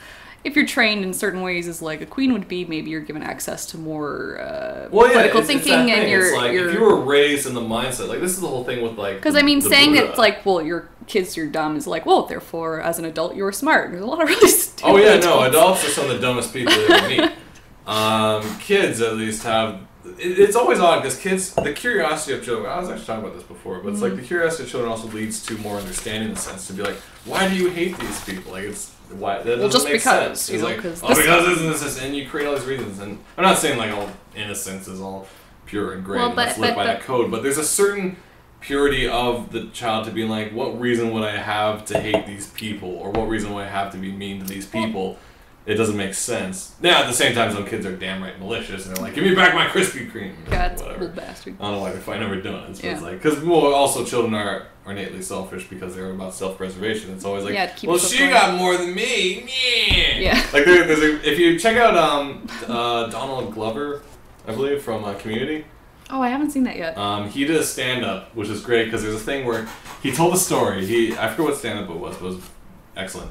And he told a story about how he always did things for his like cousins and his like younger kids, and he had a lot of foster kids in his family, like raised by his parents and stuff. Mm-hmm. And cousins would come over foster kids, and he was like, you know what I'm gonna do? I do cool things. I'm gonna make s'mores for like all my cousins, my kids and stuff like that. That's cool. So he goes to the store with his own allowance, his own $5-10, whatever he built up over the months, $20, all that time, and he buys the marshmallows and he buys the chocolate and he buys graham crackers. He's gonna make it for the kids. And so he sets up the tray, he's got lots of s'mores, and it just so happens that there's an extra one. He's like, yeah, I'm going to have 2 s'mores, because you know what, I did this, I made it. And so one of his cousins, seeing that he was going to get 2, dropped the s'more, and then went, and then his mom goes, oh, give your extra s'more to him. And he's No, you don't. And she's like, you give it to him. No. And this was his own money, allowance. I hate it when parents do that. No. But it was on the floor. The younger kid was going to cry. He had to sacrifice his You're being a little bitch. To the little annoying kid. You freaking deal with that situation, because life isn't going to always give you an extra s'more, and the sooner you deal with it, he's a kid. Better. You don't want him crying. You know what? He's a kid. He has to have and this is a life lesson. He has to. He's like 3 years old. Seeing us like parenting things where it's like, girl. And that's the crazy thing about kids, because kids, like, it's not an offensive thing to say they're selfish. It's just they don't know the compassion to care for others in the same sense of like. Because that's the same thing. Like, whenever you see those movies, we talked about this before. This is and again, this isn't like all, because I mean, no, definitely not. You see little siblings. But on the mass, we've talked about this before. How it's like the dumbass little brat from Hook is all like, my dad didn't come to my baseball game, and we're like, bitch. And as a kid, we're like, what a horrible father. He plays baseball and he wants his dad to be proud of him. He wants him to see. Now that we're in a work world, we're like, you shut your child mouth. He works 9 to not even 5. I enrolled you in baseball. You built this house. You ain't deserve baseball. You don't get a job. Why don't you work forever and hate yourself and come home to you, who's a piece of crap, and see how you feel? But you can't say this. But you can't, because kids only understand. And as an adult, it's your job to be the mature one who's going to help learn. And that's the thing about being an adult. Adult isn't about being like smart or intelligent. It's about to accept sacrifice of sorts. Yeah. Because kids, like, to a degree, I could say, like, let's just say this right now. Like, our younger sister, Hess, she was honestly one of the best kids I know growing up. I have no example of her being that kid from Hook. Mm-hmm. Once she made my nose bleed. That's a different story. Okay. Anyway. Can we tell that story? That's horrible. So, little Heather, baby, how old would he be? How old's a baby if she could fit on top of your tummy? Sitting on your stomach? Yeah, like say you're lying down and she's like lying on your I'd tummy. say she must have been like 1, maybe. 1 or so. Little baby Heather. I don't even remember this was. She's lying on my belly. Like, because, you play with kids and, like, lie down or whatever. And then she's looking at me and I'm like, oh, she's, like, figuring me out. And then she's, like, touching my nose. I'm like, I just forgot the nose. Then she shoves her finger up my nose. And I start bleeding all over the place. I'm like, oh my god! My 2-year-old draw first blood! Go! 1-year-old drew first blood. What is this? Yeah, it's pretty horrible. And I'm like, someone take her. I'm bleeding all over the place. Shoots. But beyond that, she's honestly the greatest kid. But beyond, perfect kid, whatever. Yeah. But beyond that, most babies are selfish. I don't know how I got to this point. It's a funny story. Make you bleed. My baby sister made me bleed. If you think about that. How demasculating is that? Where it's like, who did that to you? It's like, I've never been in a fist fight in my life. My baby sister made me bleed! Nosebleed. Oh, Apple Juice, you do these things, man. Make me tell stories. Good Lord. Story time with the Shanahan. Yeah. And then another time. This other time she punched me in the stomach and kicked me to the curb. This 3-year-old. No, that didn't happen. But, you know, I don't know how we got to talk about child rearing. How do we get to kid stuff? Luck always does that to you. Yeah, I don't know how we got there. Yeah, how did we get there? Either way, we bought this. Shaggy's gonna be a great dad. I don't know, man. I'm terrified of that concept of like, cause here's the thing. Like, I love here's the thing that breaks my heart. When I'm at cons and I see like families with like the little kids dressed up in cotton, maybe like a stroller baby and a Yoda, yeah, like or the baby little Naruto, kid in a Spider-Man or something. I'm like, oh my god, that's like we weren't raised in that. Our dad is a big geek. But we weren't raised in con culture until we were a lot older, so we didn't do cosplay until like it was like our own choice. Yeah. It wasn't like our parents were like, you're gonna wear this Yoda costume. Well, I don't think they're forcing it. But the point is, we weren't really raised like, you know, that would be like the second Halloween, you know, like, that sounds like a good title. But it would be like, hey guys, you know, Halloween, we were pretty big costumes. into costumes. It's convention season, time for costumes again too.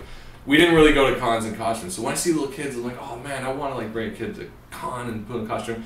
But the other half of childhood, which I learned from Lie to Me, I don't want a kid who's like, be like, Dad, don't go through my stuff! And I'm like, oh, it's and they're like, maybe baby! I'm like, boozer! You know what, though? That's kind of what you have to deal with. I'm not ready for that. But, I mean, that's like 15, 16 years I know, later. But when like you still see them as a kid, but they want to take charge of their own destiny. But you're like, but you're stupid. You can't take care of yourself. Like, I've always but understood. it's like it's just dealing with the frustration of them becoming their own person, and you still see them as a little thing that used to crap itself. But this like, is why, like, I've always in my mind thought I'd be a better dad during the apocalypse. Because my kid and me would be like hunters. I'm like, son, we have to survive, or daughter, you know, daughter. It's like, and don't son, tell me what to do. Like, I'm not gonna hunt the deer, Dad. I'm like, child, you're all. So it's always my thought that we'd be like, I'd be like scruffy. If they did The Road, and instead of that young kid with Viggo Mortensen, it's like the annoying kid from War of the Worlds. 17-year-old girl is just like, Dad! Well, even some of the dudes in like those, like War of the Worlds, that kid was like, Dad, I just want to fight. I'm gonna run away and fight the Martians. I'm like, idiot, like, they're killing I need that everybody. scenario. I need the world to assist me in fatherhood. Would be like, okay, I need a scenario where my kid can't be like, I'm going to the mall. It'd be more like, I'm going to help you find water. That kind of I don't think there's a switch that goes off in your brain where you just become a jerk. Like, I think it's just some people that just happen to be a certain way. And maybe. I'd hope if I had a kid, they'd be cool, because then it's kind of like, I watched I'd be like, where did I go wrong? I know. Like, I introduced them to the original Star Wars. I didn't talk about the prequels. Where did I go wrong with these kids? Now they love Episode 3. What the? I don't know you. Failures. Can I disown you? I asked first because I'm generous. I think the question in itself is pretty damaging. I'll pass them off to you and I'll disappear for you. Great. And then I'm like, when you're an idiot father. And I become the jerk aunt in all the animes. The anime aunt. Like, you're good for nothing father. You. Exposition. I'm like, no, you'll get this. Go watch some anime and this will be hilarious. If you watch every anime ever, I'm making you cool. I'm turning you into a protagonist. You're going to meet an angel girl. And she'll be your maid. It's gonna be great. Slash cat girl. Manga's weird. Yeah. I saw a kid saying swag in place of cool. So wrong. It is wrong because swag is only reference to when you're at a convention, you get a free hat and you go swag. Swag something. That's what I did. That's what I did first year or second year at PAX. I met up with a friend who I met there. And like we'd run around, anytime we got free stuff, we go swag. That's a swag. And we just run around getting swag. And I got like little big plant stuff and hats and shit. Nice. Like swag. And then we'd like just steal things and say swag to make it legit. And then you rob a bag and be like, swag. It's like, oh, there's a development kit for the new Fallout game. Swag! That sounds illegal. Swag! It's like Jean Valjean with the loaf of bread. Swag! I went to a convention and I stole a copy of Avengers 2 to feed my family. That's wrong. Really? Yes. No shit. Swag. So good. I can't wait for the movie. Oh, it's gonna be so good. We're going opening day dressed up. We're going in costume. I'm gonna dress up as Javert. Gonna have my mutton chops Amazing.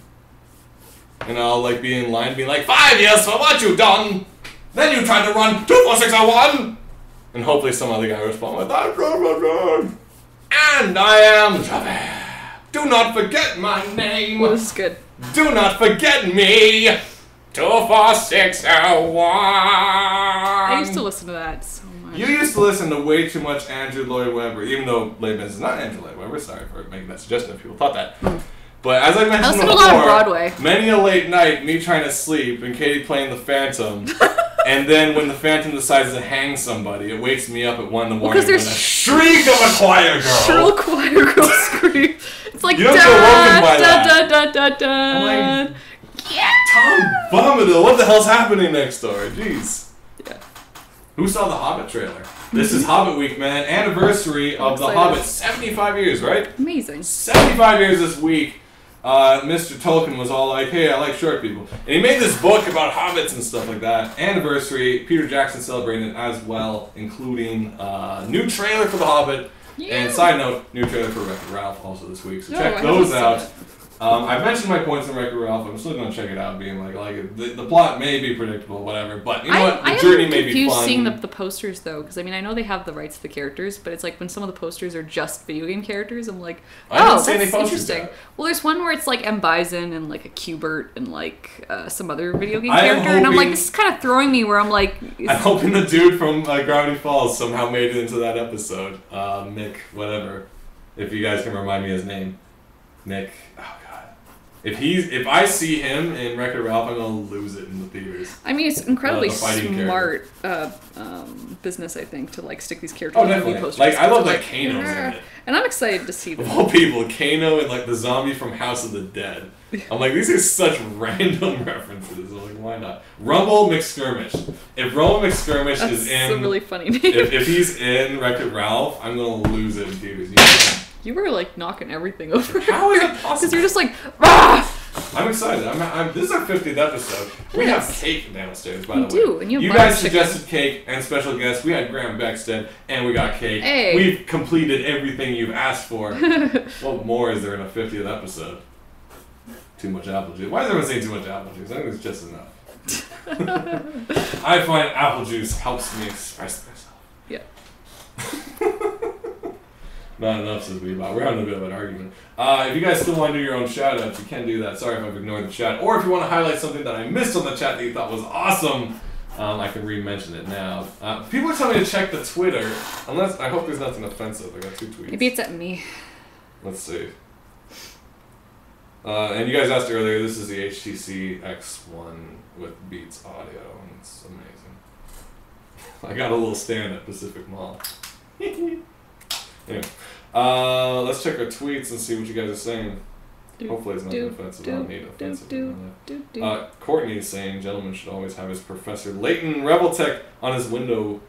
I was thinking of doing that, actually. If you guys have been paying attention to my Twitter, @ChaggyShan, every day I include a new photo of a new toy I've added to the window, and I'm running out of toys to put on the window, but I do have 2 boxed toys. I have a Vashta Stampede Reveltech, as well as a Professor Layton Reveltech.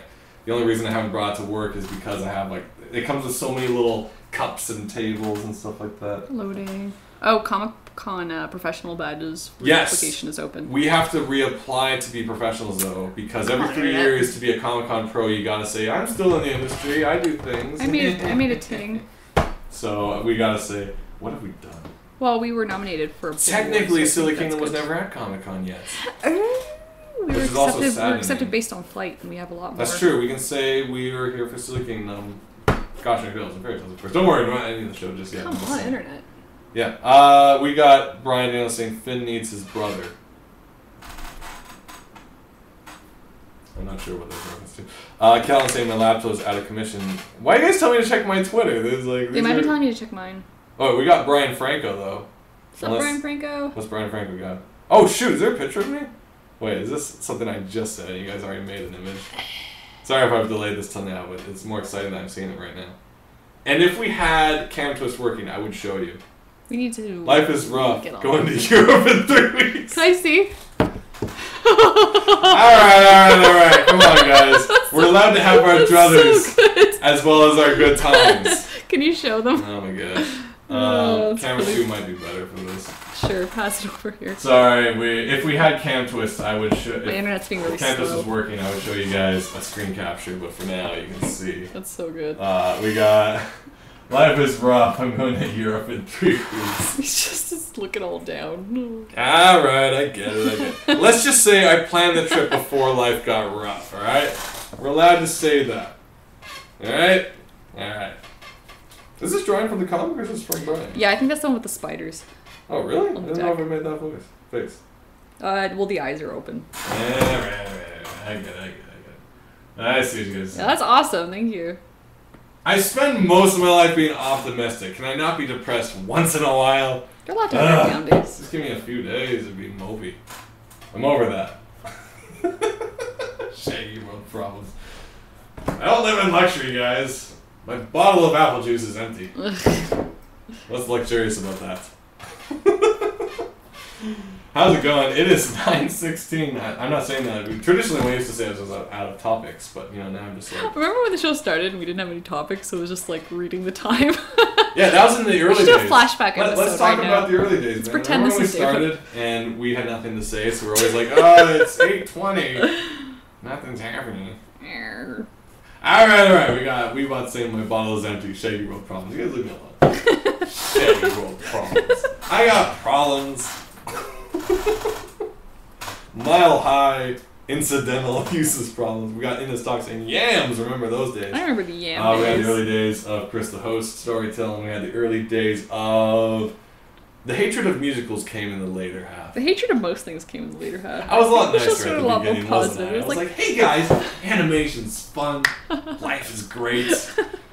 No shaggy world problems.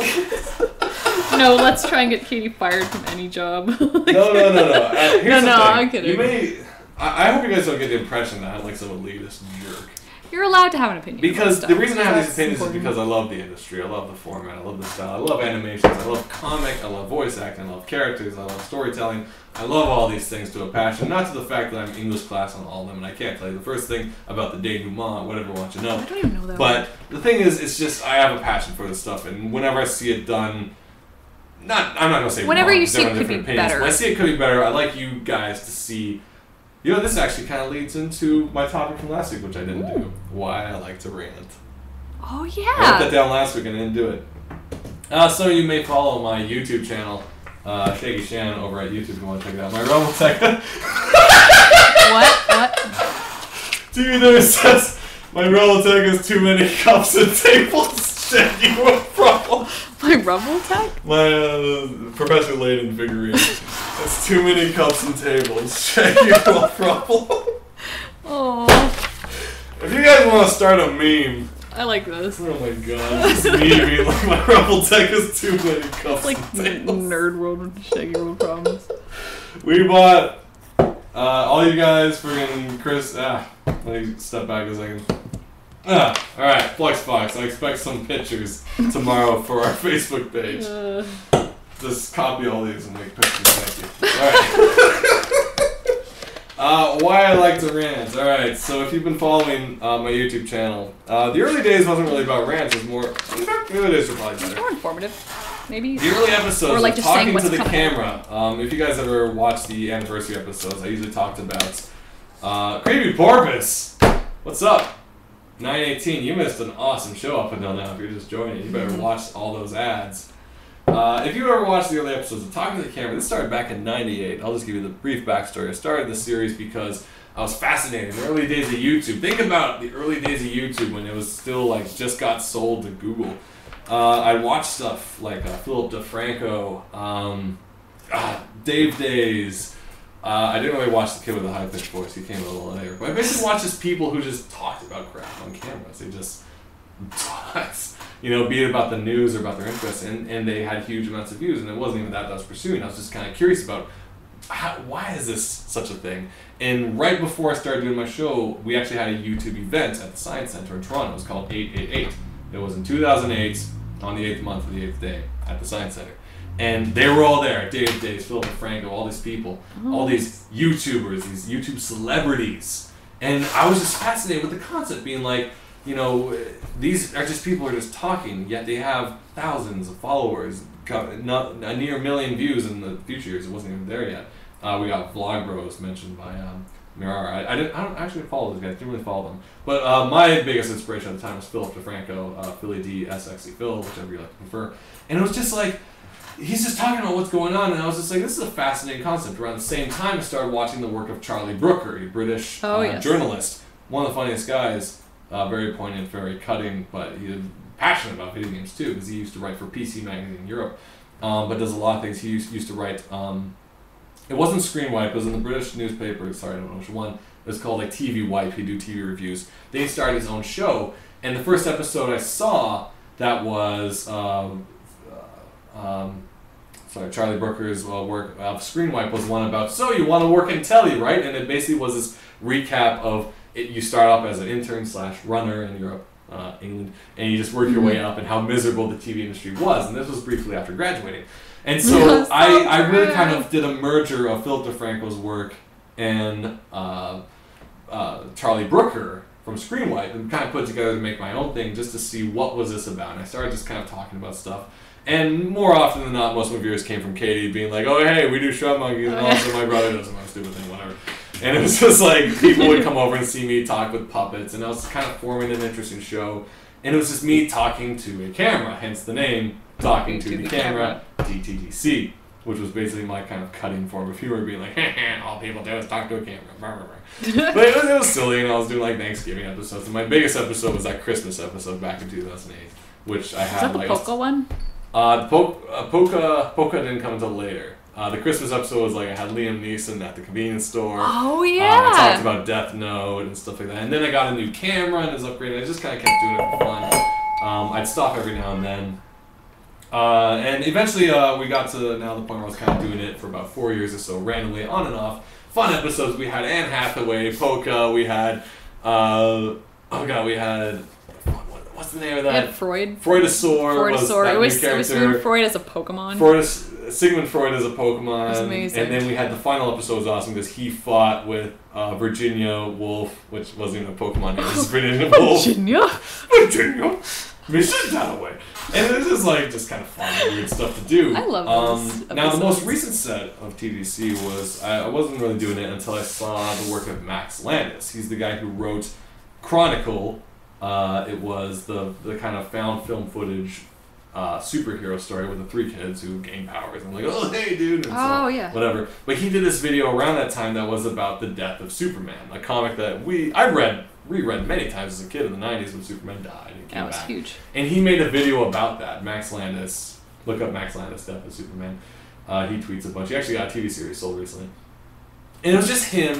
It was a format that really attracted me because it was him in a chair, white background, and him just talking about the book and how kind of dumb and interesting it was and how it ruined death in comics permanently because anyone who died then started coming back all the time, so there's really no weight to death. It's pretty laughable when you see it now. Well, basically when the news was like, oh my god, Captain America died, I'm like, I guess he did. There was like a Green Lantern. He'll be back in all the 3 Green weeks. Lanterns, Whatever. and then one of the Fantastic Four was like... Like, the weight of death is But they're like, no, he's really dead. Yeah, no, doesn't matter, he'll be back. New 52, whatever. The weight of death is meaningless in mainstream comics unless you're actually writing a story that has weight.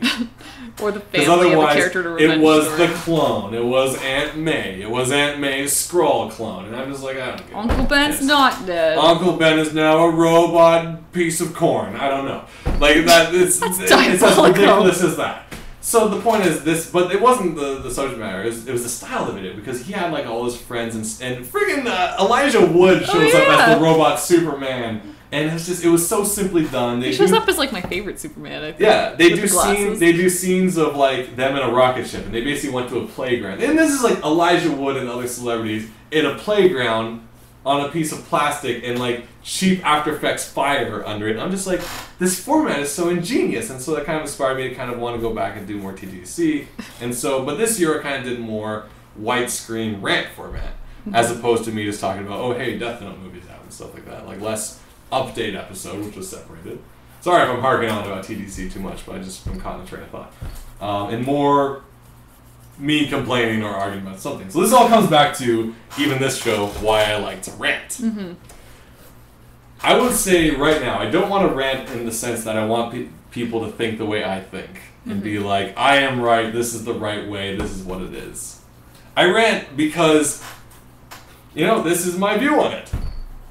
It's nothing more special than that, but it's just kind of like, this is what I've noticed in these trends, this is my view of it, and if you guys can gain anything from it, you don't have to think it's right, you don't have to think you should start thinking this way. Take anything I say, be it anger for the sake of comedy or anger for my true intention behind my passion of these works, and just kind of see what you can get from it. Maybe it goes against entirely what you believe, then don't worry about it, don't think about it at all. Maybe it's something that you didn't think of before. Take that into your mindset and use it for your writing, use it for your creativity, use it for what you want to do.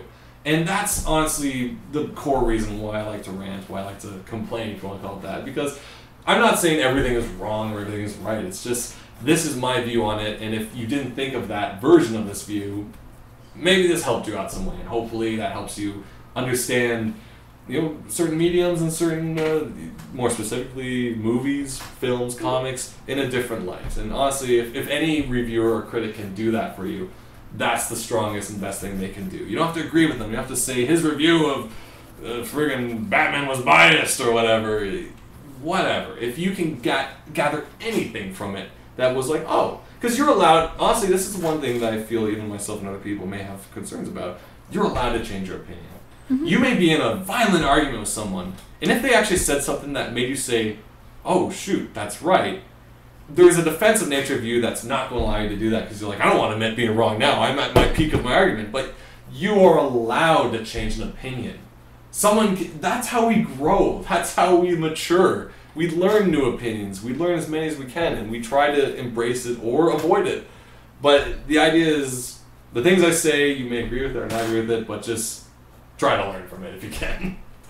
See if you can get some nugget of something out of it. Look at me being prolific.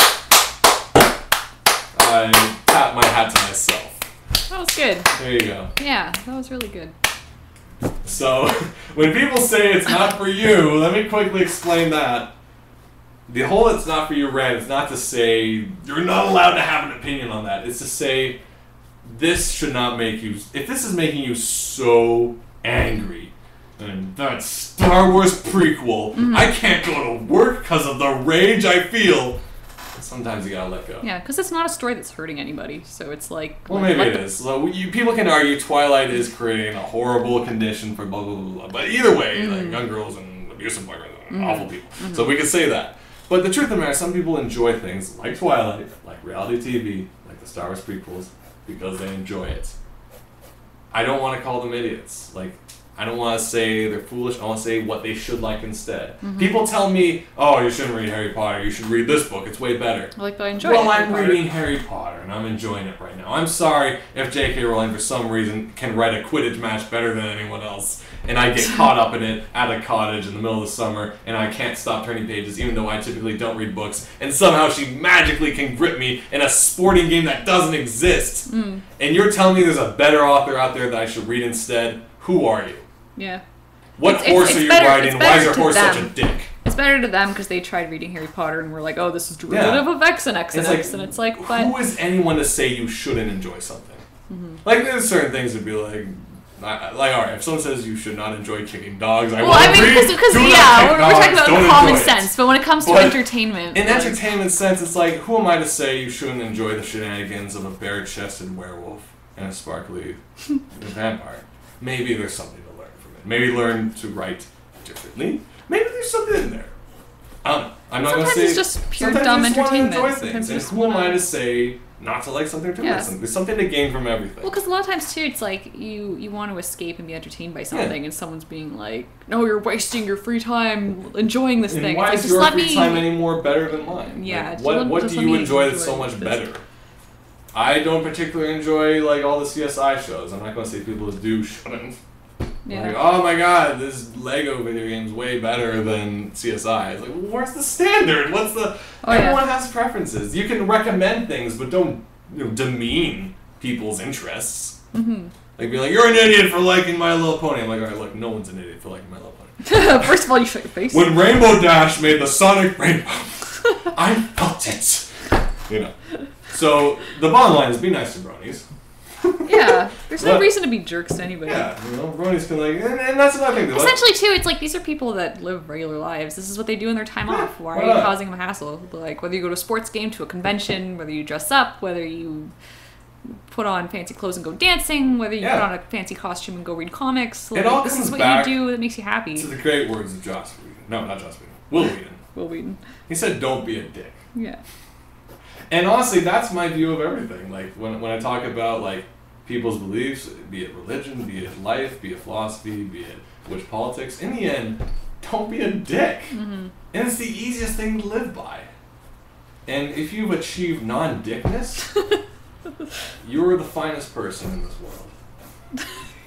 Get through this life without being a dick to anyone. Try not, try not to be a dick.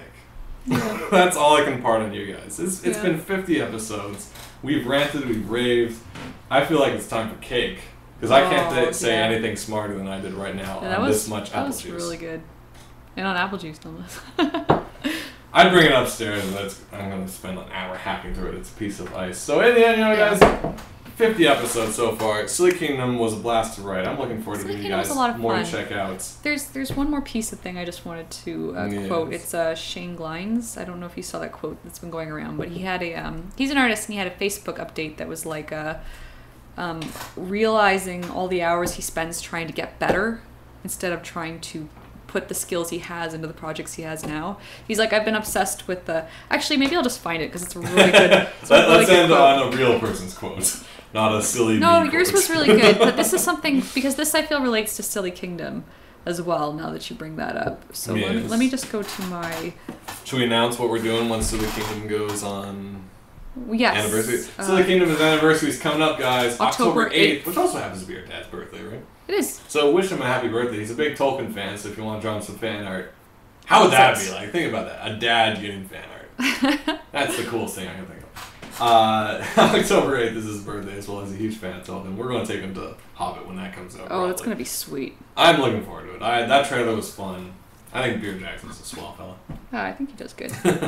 Silly Kingdom's anniversary is coming up this October, and guess what? Hope this doesn't dissuade you guys from purchasing it right now, but price drop, discount's going to be coming up. Yeah, I think we're going to drop it to... I got to figure out how to make sure that the PayPal doesn't eat up all our costs, but I'm going to drop the digital copy way down. Most comics, you buy them online. When they're sold online, you buy them for 99 cents. I think we're going to find a way to sell Silly Kingdom we want, for 99 cents. Point, it's been a good year. You guys have been super awesome with supporting us. Come on, like that's... This has been fun. And let's just say fun is the best word I can put. And at this point, we want to just make sure it's easy enough for everybody. That everyone can have it. And you and your friends can have it, and you can easily give it to your friends for their parties and whatever, and birthdays. Because Silly Kingdom... It's lighthearted. It's got cake in it. We're going to get cake. The parallels are unprecedented. Okay, here's a quote. All right. Shane Glines. I've spent my entire career obsessively trying to learn how to draw when I should have just been drawing. Always thinking I just need to get a little bit better and then I'll start working on insert any 100 personal projects. The fact is that I've been good enough since my teens and would have improved so much more rapidly had my study been in the service of any of those projects and not in the dozens of sketchbooks piled in my closet. Lesson, don't use learning as an excuse to avoid doing. And that's what we did with Silly Kingdom. I didn't feel like I was where I wanted to be with art. I didn't feel like I was where I wanted to be with... I feel like I'm the worst person at drawing backgrounds. And I was like, I'm doing this story based in like a castle. I had to figure all this out. Like, the only thing I'm really confident about is maybe my expressions. But I'm like, I could be so much better. But it's like, am I going to wait 10 years until I'm happy with my art? Or are we just going to do it? So, and that's the lesson I try to instill in anyone who asks, how do you make comics? There's a lot of great advice out there that'll help you. But the best thing you can do is to just do it. And just get started. I could summarize that all in one sentence. Do it. You will never be ready because you're always ready. Boom. Think about it. This has been episode 50 of Shanahan's Live. Thank you guys for coming by every week. It's been a treat. I have no idea how we can improve the show any further from here because this computer's still messed up. Yeah, I think it's just us hanging out. If you want to hang out every other week, it's usually around 7:30 or 9 o'clock, depending on our work schedules. We'll send out tweets. Be sure to be subscribed to the Facebook channel. Be sure to like it because there's also a contest going on right now. If you want to quickly throw into that. I have to actually make an official post, but essentially, if you are a fan of or a friend, if you like our Facebook page, you are already signed up for our contest. But it's going to be announced October 8th, and essentially, we're giving away a whole bunch of books and art prints, and I should probably just grab those books to show you guys. We're giving away a copy of all the books we talk about. Any book that we've pretty much worked on the past, what was it, 3-4 years? What except I don't have the anthology project. Okay, so 2. So right, we're going to be giving away Silly Kingdom, a copy of Cautionary Fables that we have a 16-page story in, and then Flight 8, which is the last of the Flight series. These are heavy, hardy books you're going to want, so be sure to favorite, like the Facebook page, look up Facebook/Shanahanigans, whichever. It shows up in Google, whatever. If you already liked it, don't worry, you're already entered. We'll find some arbitrary, messed up way that will upset everyone to choose who wins in the ways we do, and when you win, we'll just email you that you won, or mail you that one, send you all those, sign whichever you like. There'll be a couple of cards in there too from I got a whole bunch of art prints in there as well. Coming up this weekend, Word on the Street on Sunday is happening in Queen's Park, is it? Queen's Park, from Toronto. 11 a.m. to 6 p.m. 11 a.m. to 6 p.m. We're going to be joined with Brian Avenue. And Julie Faulkner, who are friends of the Shanahans. Yes, they'll be out there in Queen's Park. It's an outdoor book festival happening just around where people discuss boring things in office and if you law. Check out the website for details, but it's pretty much, I think Queen's Park is a subway stop you can get off at, I think. Maybe. It's easy enough to get to in Toronto. Queen's Park Station. But if you go to thewordonthestreet.ca, it'll have different ones for Vancouver and Toronto and a couple other cities. But you want to check that out for Toronto. It's totally free to attend. It's going to be tense, rain or shine. It's going to be tense, just books. There's going to be some talks. I remember actually a couple years ago, Kate Beaton had a talk in one of the tents. Shoot, I may or may not. It was her and I think Ryan North, and I was like, I want to go make friends, but I'm really shy. Which is weird because I've met Ryan North a few times. And it's weird because I keep meeting Kate Beaton over and over again. And there you will also find copies of Silly Kingdom, Albert Trust's 211th birthday. If you're not going to be in Toronto for this upcoming weekend, you can also check out the website, sillykingdom.com, which will take you to the blogger page, which will take you to the store, which you're going to want to do. Or you maybe want to wait till it goes down in price. Maybe if you want to wait till October 8th, we're gonna drop it for the 1 year anniversary. It only dropped forever. It's not like a one. Thing. It's like it's 99 cents. It's been a good year. Lots of people enjoyed it. And if you guys have any ideas how to celebrate Silly Kingdom, I'd surely like to hear it and see it'd be cool. You guys got some fan art. We know we love fan art. We post it on the page all the time. All the art we get for Silly Kingdom is up at sillykingdom.com, which is also a blogger / whatever, but that's an alternate route. Did you see that awesome animation I got from Yes, the cake. That was amazing. That was freaking cool. We should pitch that. Yeah. That's a series. This is the series we're gonna make. All right, guys. Coming to after Gravity Falls, the next best show is gonna be Silly Kingdom. You're gonna want to check that out. That's happening. We'll also have copies of Cautionary Tales and Fairy Tales there, which you want to check out. Yep. Many stories of. We're gonna have art prints, originals probably, and. Once again, I may or may not be there. We'll see, because I may be going to Ubisoft for something. Don't worry, it's nothing professional. I signed up for something. We'll see what happens. What'd you sign up for? They're just like, hey, want to play some games at Ubisoft? I'm like, yeah. And Jake Assassin's Creed. I've been to Ubisoft. No, I've been Ubisoft Toronto, man. It looks pretty big. I'll tell you. Well, I don't think I have to sign a non-disclosure if I go. Yeah, but you can still talk to me. I'll tell you nothing about it next week, guys. So check that out. Stay tuned. Look forward to that. Otherwise, be sure to... Or don't look forward to that. The Twitters are Shaggy Shan on Twitter, Katie Shy on Twitter. That's right. The YouTubes is Shaggy Shan. The Tumblr, Shaggy World Problems. They can either go to a convention or a friggin' Ubisoft. My life is misery. All the choices. Man, you guys make me feel like I have the greatest life ever. How dare. People complain that my life is too good. Shaggy World Problems. Nobody understands me.